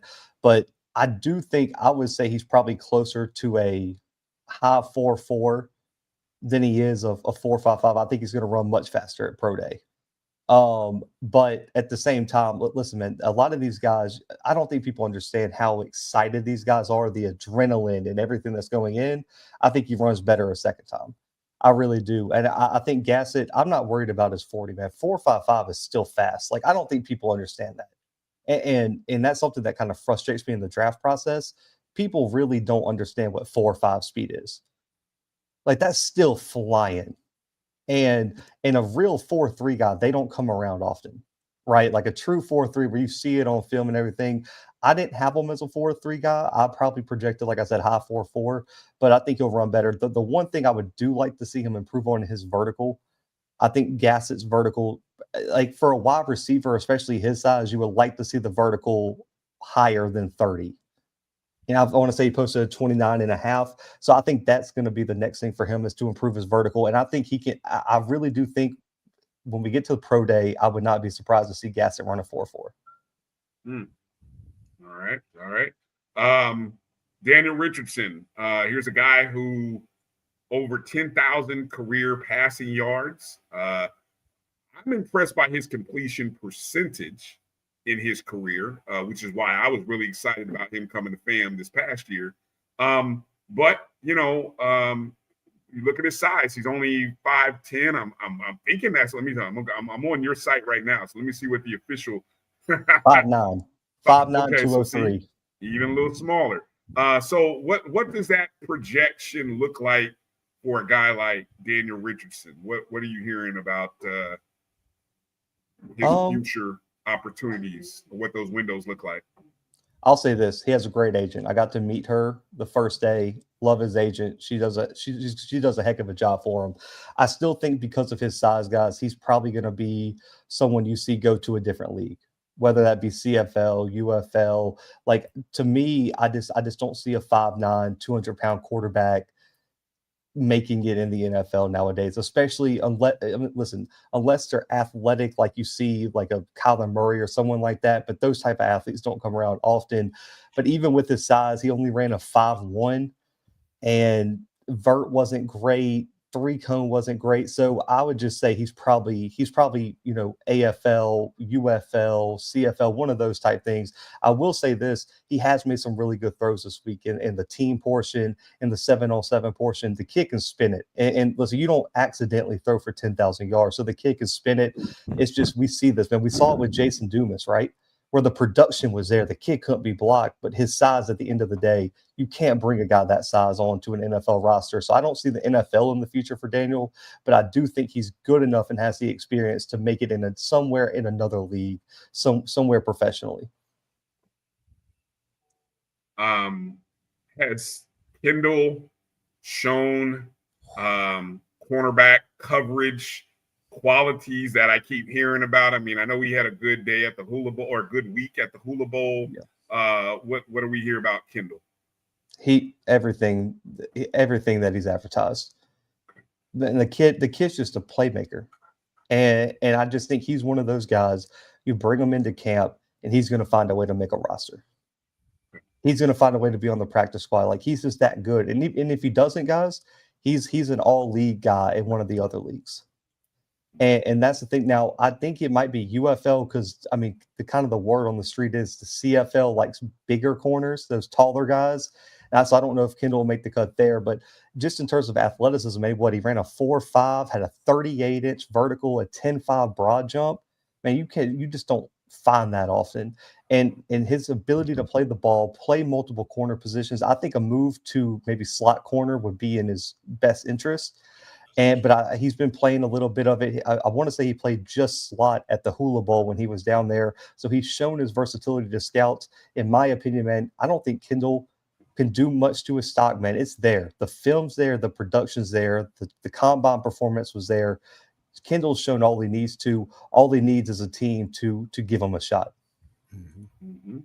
No question. And to that point, I don't recall of many quarterbacks testing Kendall this year. And, with our run defense, I don't know to what degree, they needed to test him because we were giving up a lot of run yards. But do you think that the absent or the lack of passes thrown his way has any impact on his perceived capabilities, or I want to say draftability, because the physical talents are there, but just not seeing enough action thrown his way this year impacted how pro scouts see him?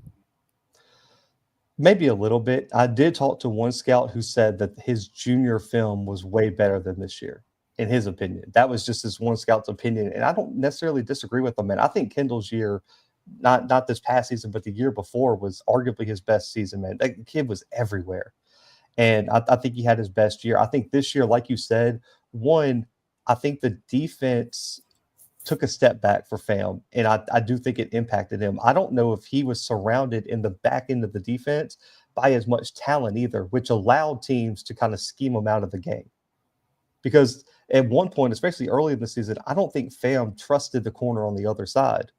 So they would consistently go to the other side, and Kendall was just kind of over there by himself. And the few times he was tested, he answered the call, right? The big pick against Jackson and some of the other big plays he made this year. I don't think it hurts him, Marcus, but I do think it kind of raises an eyebrow for scouts. It's like, okay, is his junior year a blip? Or where's the baseline for him, right? Mm-hmm. Should we expect junior year more often, or is the senior year the kind of the baseline for him? And I do think his potential with the right development, you could see junior year Kendall every year, in my opinion. I really believe in him and in his ability to play at that level every single year. Thank you. That reminds me a little bit about Isaiah Lamb's junior year versus his senior year. You know what I'm saying? Yes. He had such an amazing junior year that it was hard to replicate that the following year. And I know a lot of people had particular comments about Isaiah his senior year, but I mean, we saw what we saw his junior year. It wasn't no fluke, right? Yeah. What about Jalen Goss, offensive lineman? All SWAC performer. Jalen looks the part. What are you hearing about Jalen? You aren't lying. I was over with one-on-ones today, and if you could just add like 25, 30 more pounds on him, man, that kid would be arguably the best offensive lineman here. It's just the knock against him is always going to be, can he keep the weight on? That was the knock against him at Florida State. That was the knock against him at FAMU. It's the knock against him now. I mean, standing next to him, he looks like he weighs like 250. Like, he's so skinny. But the thing I like about Jalen, I talked with Gerald Huggins about this today. He's so aggressive and he's so physical, and he has the length to kind of keep these power rushers from getting into his body, right? Because he can outreach them. And as long as he gets his hands on a guy and keeps him off his body, he's fine. And he brings the physicality that he matches energy with the edge rusher, with the defender. He had one of the better days today, in my opinion. Like, if I was to release like day 2 standouts, Jalen Goss would be on that list. He really impressed me today in one-on-ones, pass protection, and his ability to just to anger the edge. And also too, he's so long that he can reach inside. When they were doing some run drills in terms of reaching the 3-tech, he's so long and he takes such big strides, and his arms are so long that he can always reach. He always gets there, and he's so athletic and so quick. The problem is going to be, can he get into the right developmental system, the right nutrition, weightlifting system to put some weight on him? Because he's going to have to add about 30 pounds if he's going to play at the next level. So it'll be interesting to see. But I think Jalen Goss, if he just had the frame of if he could carry the weight like a Kurt Ford or someone like that, man, he would easily be the number 1 prospect, or even like a Carson Vincent, right? Because they're built kind of similar in terms of height and arm length and stuff. But Carson Vincent's 300 something pounds, and Jalen Goss is going to weigh in at like 265. That's really the main difference there. So I think Jalen has all the intangibles. He just doesn't have the weight on him right now, and that's going to be the big question: is can he get somewhere where he can keep the weight on him? What does the rest of the week look like at the Legacy Bowl? So we'll have practice again tomorrow, Probably be the same type of thing, one-on-ones, team install, things like that. Friday will usually just be a walkthrough. And then every night they have interviews, things like that. They'll have an event where they get out on the city and go do some, either community service experience, New Orleans, something like that. And then Saturday's the game, man. They'll be out of here after that. Most of the guys I've talked to have met somewhere between 15, 20 NFL teams already. So really starting to gain some traction. And there's some guys who have really, really improved their stock, man. And been a great event so far, man. I think Doug and them have done a good job. I will say there's been some rumblings about some big changes coming. So just nobody panic. I mean, you've seen it. The Hula Bowl is pretty much done. You've seen the Gridiron Showcase kind of get done. There's talks that these All-Star games could be going away. Wow. With the extension of the postseason, right? You got the college football playoff playing until January 20th? Yeah. Mm-hmm. Combines next week. There's talks that potentially there could be a pro day, an HBCU pro day rather than a legacy bowl. So you just never know. But I would say this, man, they've done a heck of a job. Doug Williams and them have done a great job. But as we always say, you got to evolve with the times. And I think there's a world in the future where the senior shrine is it. And there's no second level all-star games. And then you just got a whole bunch of group pro days, right? Because I think talking to some scouts, man, the travel's impossible. Guys, they're down here in New Orleans. They got to be in Indy for a week and a half on Monday. Okay. And it's just do you think they're trying to find a way to get that HBCU pro day in Indy since all of those people are going to be there, or is that too much? I think that's probably too much. What they'll probably do is have the NFL Combine, and then as the pro day season comes along, they'll have the HBCU pro day with all the top guys. Because all the scouts will come, right? Because, I mean, really and truly, there's no difference between a pro day and a combine. Right. And it's just going to be reformatted. And that's not confirmed or anything, but there's been some rumblings that just the scouts and the NFL franchises want to change the postseason schedule just because it's so much to handle right now. And then you also got the UFL that's starting in a few weeks here. Yeah, what is their, I mean, given the fact that their league is already started, how much of a viable option are they? I mean, are they scouting? I mean, obviously they're available to get to games and scout, but I mean, how what's their formatting? What does it look like for that league? So from an agent I talked to is so if your player is not an NFL guy, you're probably already in talks with the UFL and potentially have an offer and really and truly they can pick you up right after. Let's just say Kendall doesn't get drafted, they can pick him up mid-season. Okay. Wow. If they wanted. I want to say there's a deadline somewhere in the season. Obviously, man, it's not going to be week 10. They bring you on and you're playing. But there's a point where you'll have some time to join, if you will. But a lot of the times they'll agree on a deal and it'll be the next year, right? It'll just kind of keep you in shape and they'll have the rights to you is what they call it. They'll have a UFL college draft. They'll draft the right. So let's just say the Houston team drafts Kendall Bowler. They'll have the rights to Kendall if he ever comes to the UFL. But let's just say Kendall gets a minicamp invite. He can go do all the NFL stuff. But then if he gets cut, the Houston team gets rights to Kendall if he wants to go the UFL route. It's kind of a good backup plan for a lot of these guys. Right. I don't know if you know this. What's the average salary of the UFL? No idea. I know I think it's pretty good. I mean, it's probably an average job salary, nothing like the NFL, but I don't know what the rookies are making or anything like that. I don't know if they even have a rookie pay scale or anything like that. Gotcha. All right. Well, again, on this Saturday, HBCU Legacy Bowl, 4th annual HBCU Legacy Bowl at Tulane's Yeoman Stadium at 4 p.m. Eastern on NFL Network. Again, Jalen Goss, Daniel Richardson, Jamari Gassett, Jeremiah Pruitt, Kendall Bowler, all will be there representing the orange and green, representing FAMU there. Zach, let folks know how they continue to follow along with your coverage. Done a great job.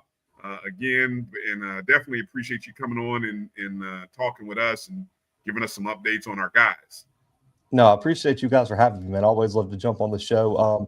FCS Football Central on si.com/college/FCS. Myself, Gerald Huggins, on there giving you guys all the updates. I'm actually about to post an article comparing defensive backs from the past 2 years at the Legacy Bowl that Gerald wrote earlier today. At Zach McKinnell on Twitter, at the Blue Bloods on YouTube, all podcast streaming platforms, and social media, at the _Blue Bloods, man. But I appreciate y'all, man. And I'll be keeping you guys updated on the FAMU Rattlers this weekend. Man, appreciate it. Appreciate it. And if you get that coveted picture of all 4 guys, please tag us. Let us I got know. you, man. I'll send it to you guys. Somebody will, but yeah, definitely tag us. So we appreciate For your sure. time tonight, Zach. Be well, and always appreciate your coverage, man. Yep. Appreciate you guys. All right.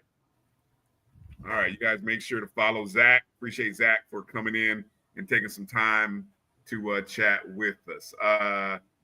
Anything you want to add there regarding the Legacy Bowl before we take a quick break and get ready to wrap up the show coming out of it, Marcus? No, just looking forward to seeing how this catapults all the players, and especially the ones we've heard a lot about over the last couple of years between Kendall Bowler, Jada Byers, and other HBCU standouts, and how this propels their careers and future aspirations. Yep. Good stuff. Good stuff. All right.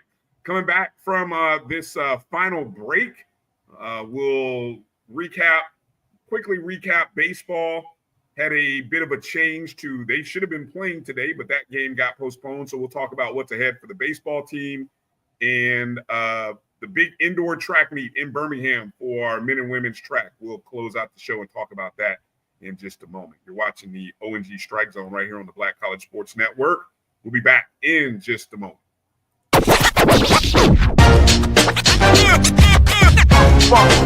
It's like a loop machine. All around town, people trying to get down.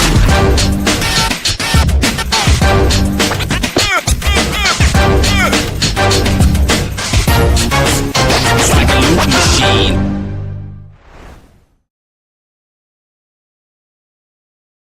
You're looking for the latest information on Southern University sports, the Southwestern Athletic Conference, and HBCU athletics. There's only one place to go. Tune in to the Carlos Brown Show, exclusively on the Black College Sports Network. It's never too early to plant the seed, to share the tradition, and instill a sense of pride in your HBCU with your little ones. HBCU Pride and Joy Children's Boutique helps you share your school spirit with a wide selection of adorable kids apparel and accessories officially licensed from your favorite HBCU. Visit hbcupridejoy.com and follow us on all social media at HBCU Pride Joy on Facebook and Twitter. Hey y'all, it's your girl Sonia from She Say Sports. Make sure to check us out every Friday morning at 9 a.m.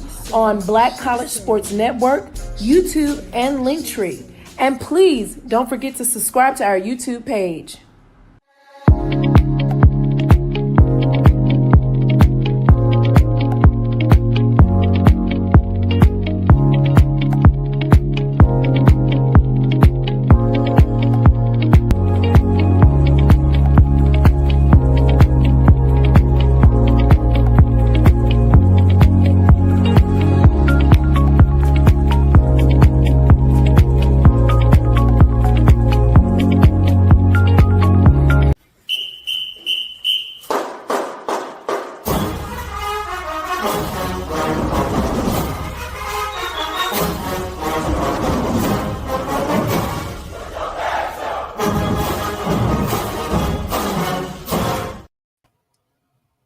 Welcome back, O&G StrikeZone.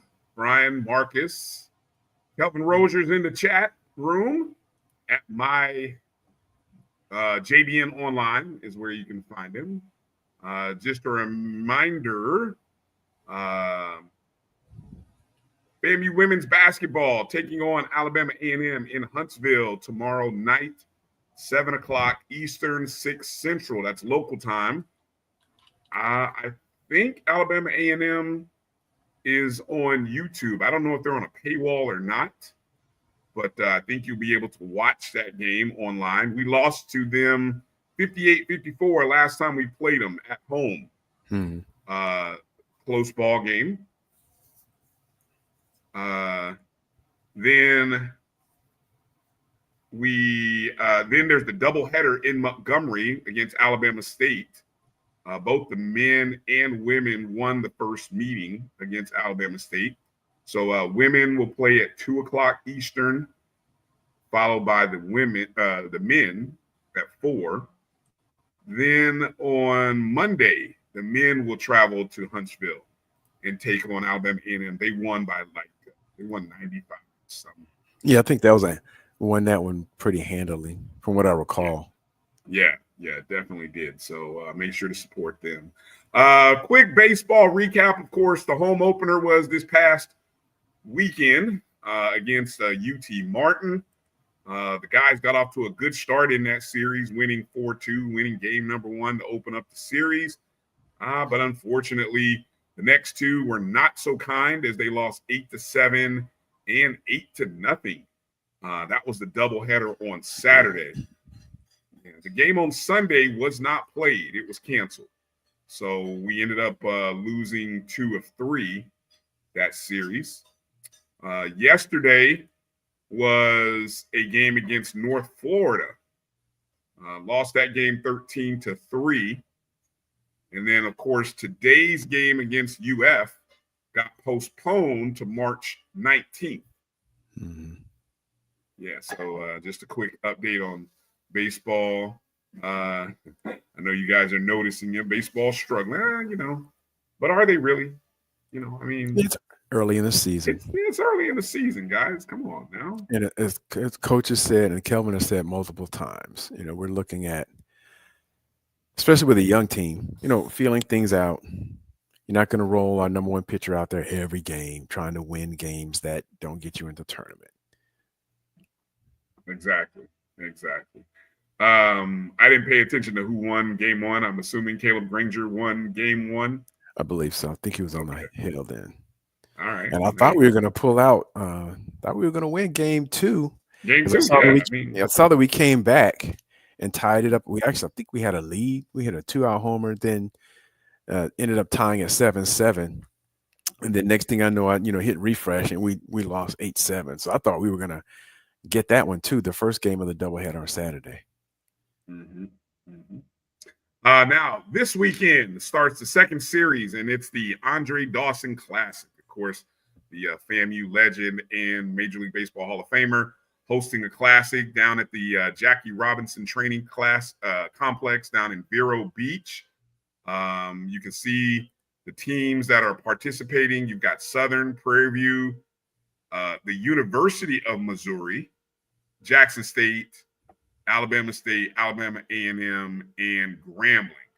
I had the chance to see, 1, 2, 3, 4, 5 of those teams. We're going to see we're in for some good ball this weekend. So if you're in the Vero Beach area, and there's the schedule, of course, on Friday night we play the University of Missouri. Now, I think if you're wondering why Missouri, I believe their head coach is a former Grambling either alum, player, or coach. I know there's a tie with Grambling University from the head coach at Missouri. So that is sort of a little bit of how maybe they ended up in this thing. Now, Southern, I've seen Southern on a couple occasions. Southern's a good ball club. And I'll tell you, Alabama A&M, probably the most interesting game that I saw over the weekend, Marcus. They were down 14-10 in the bottom of the 8th inning with 2 outs. Ooh. And number 9 hitter gets on base, right? I think a walk, might have got on walk. He proceeded to steal second, then steal third, and sure enough, on a 3-2 pitch, Marcus, he steals home. 3-2. Oh my gosh. Steals home on a 3-2. That run sparked a 4-run inning against Grambling. They tied the game up against Grambling 14-14 and ended up winning in the bottom of the 9th inning 15-14. Hell of a comeback. And the thing I saw about that Alabama A&M team, there's a team who was like 13-38, 9-20 in conference play last year. They got runners on base every game. And it wasn't until that last game that they finally started getting guys home.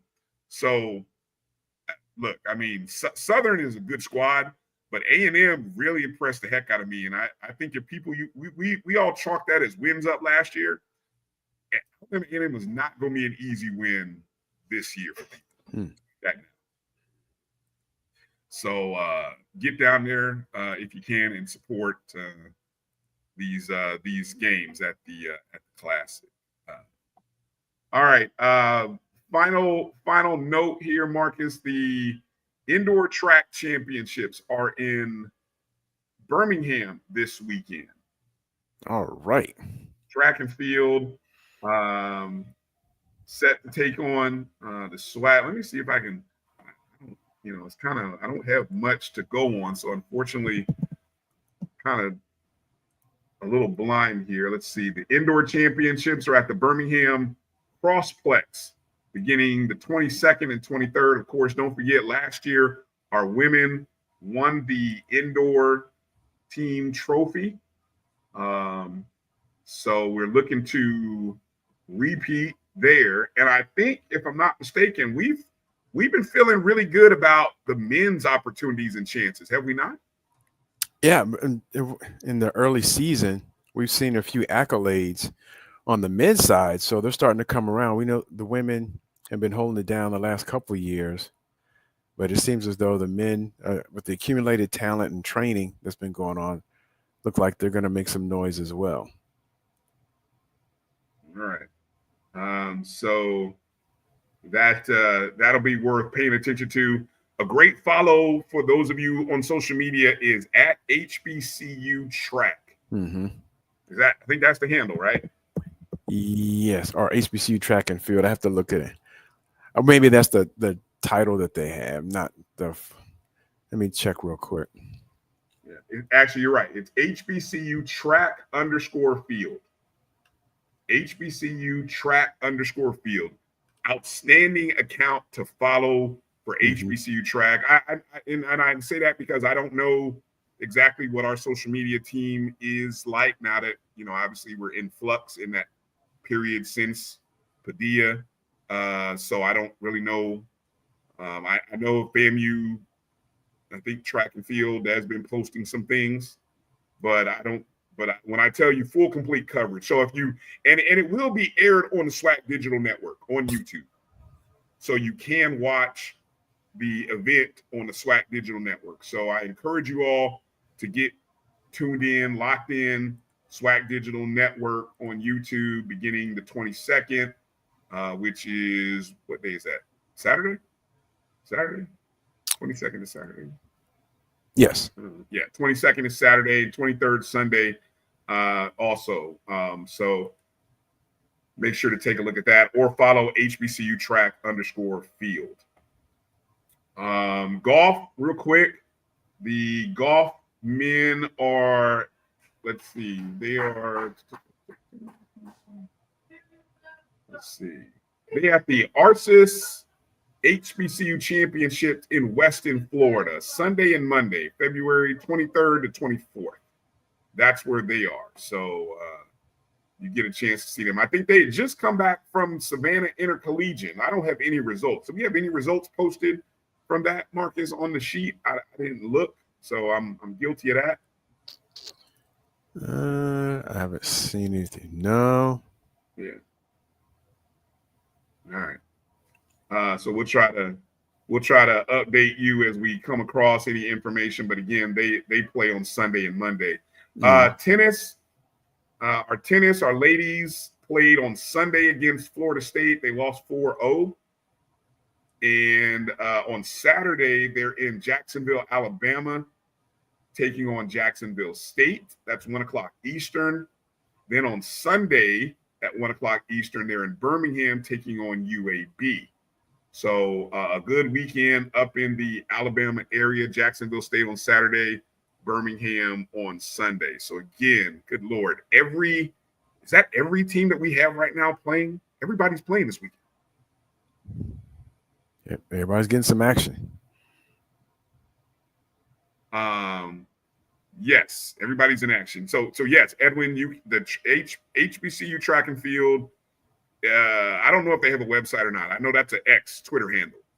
HBCU track _field. That's a Twitter handle. But again, you can watch all the coverage of the SWAC indoor on the SWAC digital network is where you can watch it all. And yeah, everybody's playing, Marcus. Everybody. So it's a busy sports weekend. I told you this is that weekend that HBCU administrators, or at least the SIDs, they won't say it publicly, but behind closed doors, they hate this period because everybody's working. They are so spread. Well, I mean, look at it, Marcus. I mean, in all reality, they are so spread thin as it is. Now I'm saying, hey, I need you to cover this, cover that, write stories. And if you're in a situation like FAMU right now where we don't have a full-time SID, we're still getting it. It's coming.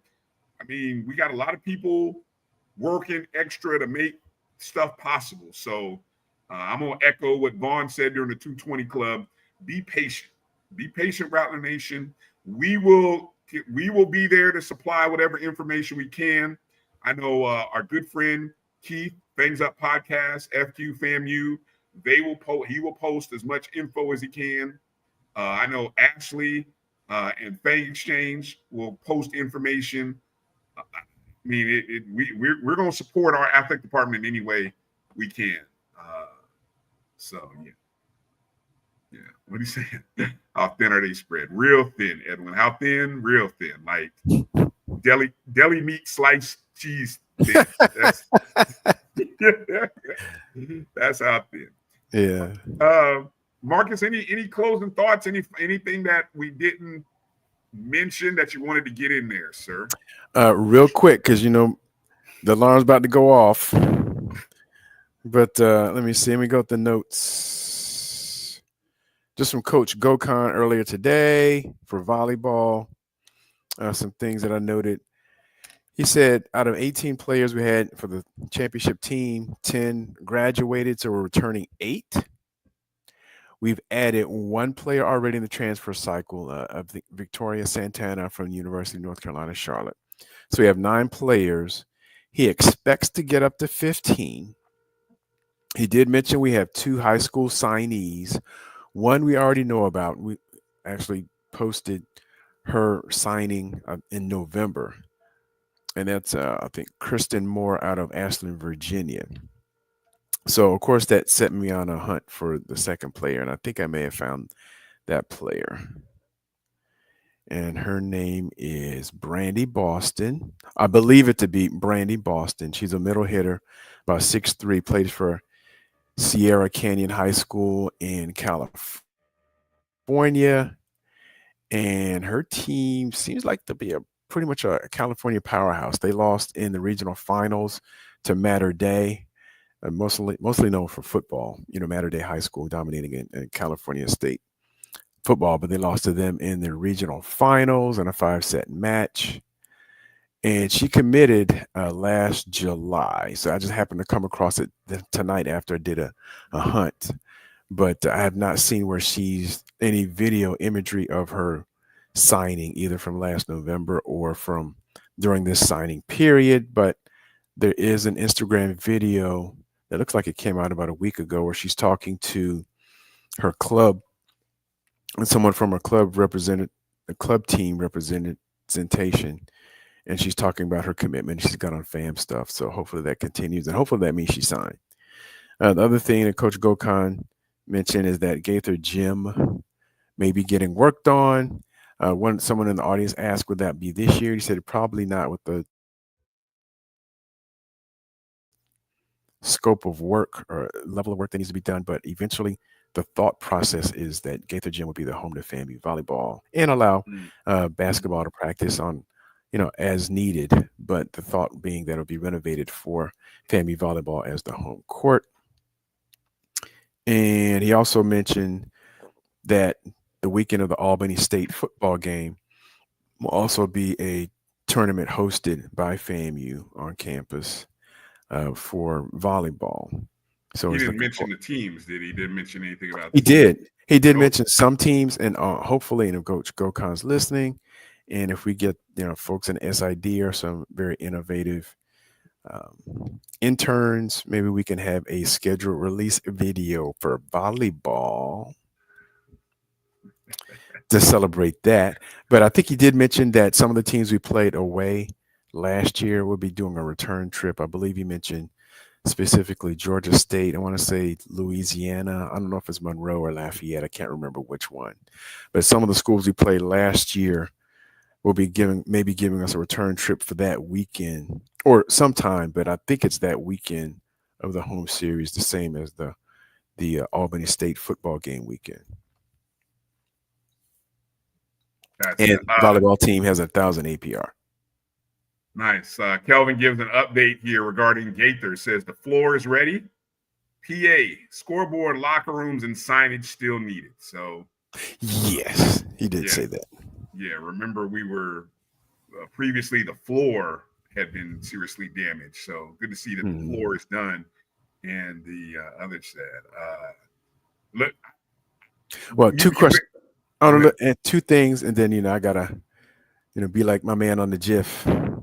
But I mean, we'll close out together here. Edwin Moore, he said, yeah. I know we had talked about Edwin Moore, and he talked about Southern using their gym, women's gym.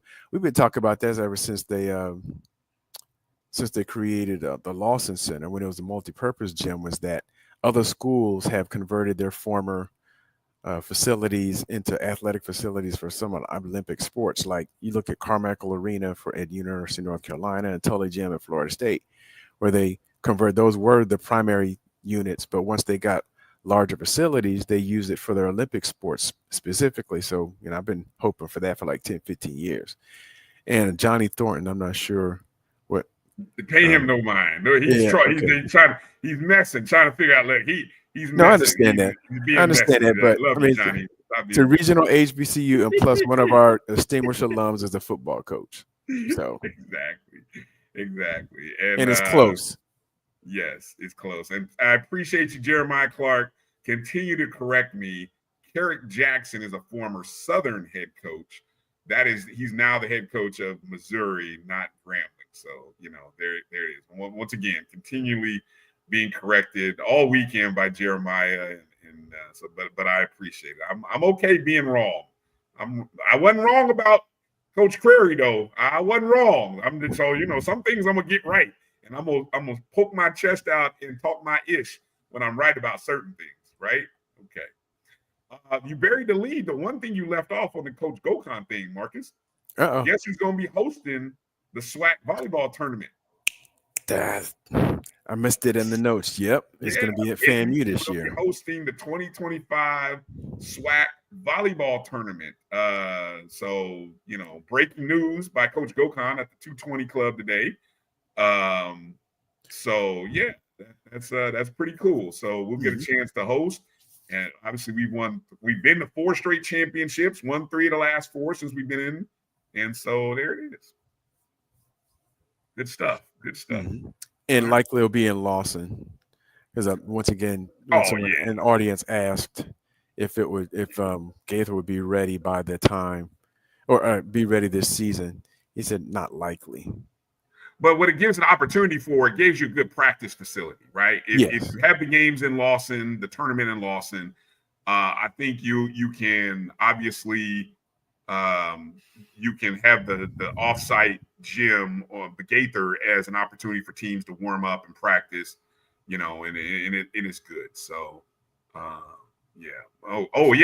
Kelvin said, what about the 2 6'4" volleyball recruits? Yeah, I think that's when I speak to Kirsten Moore, even though what I found says she was 6'2", but I think he said the 2 high school recruits were 6'4", so that's Kirsten Moore out of Virginia, and the other young lady I just happened to find this evening when I got home, Brandy Boston out of California. So she's listed as 6'3", but 6'3", 6'4", somewhere around that time. So we're getting bigger from the high school standouts. And he said we had someone come in this week. I'm assuming that means someone's in school this week, and an official visit coming up this weekend. So we'll see. Keep an eye out on that as well to see who what names drop out. Sounds good.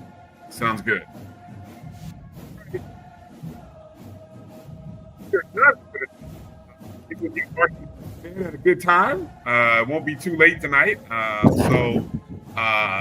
We appreciate everybody for tuning in. Thanks again to Zach McKinnell, FCS Football Central on SI. FCS Central on SI. Or did I say it right the first time? I think I said it right the first time. FCS Football Central on SI is where you can find him. Make sure you check out all. Again, FAMU is all over the place this weekend. Beginning tomorrow, we are heavy on FAMU athletics from Thursday all the way to Monday. So everybody is playing, all sports and former players football. Wow, what a great weekend to be a Rattler. Make sure you are retweeting and sharing on all your social media pages, not just our page, but make sure our friends as well. Fang Exchange, Fangs Up Podcast. Keith will be on tomorrow night, 8 o'clock Eastern, I believe. Any parts of our show that you missed, you can also pick it up on the BCSN Pod Zone, where you can get all of the Black College Sports Network shows. So again, Kelvin Rozier, we hope you feel better. Man in the chat room, and we look forward to hearing his voice again next Wednesday. So that's going to do it for tonight. For Marcus Green, I'm Bryan Fulford. You've been watching the O&G StrikeZone. Thank you for watching and supporting our show as you do. Peace out, family. Fangs up, and make sure to strike, and strike again.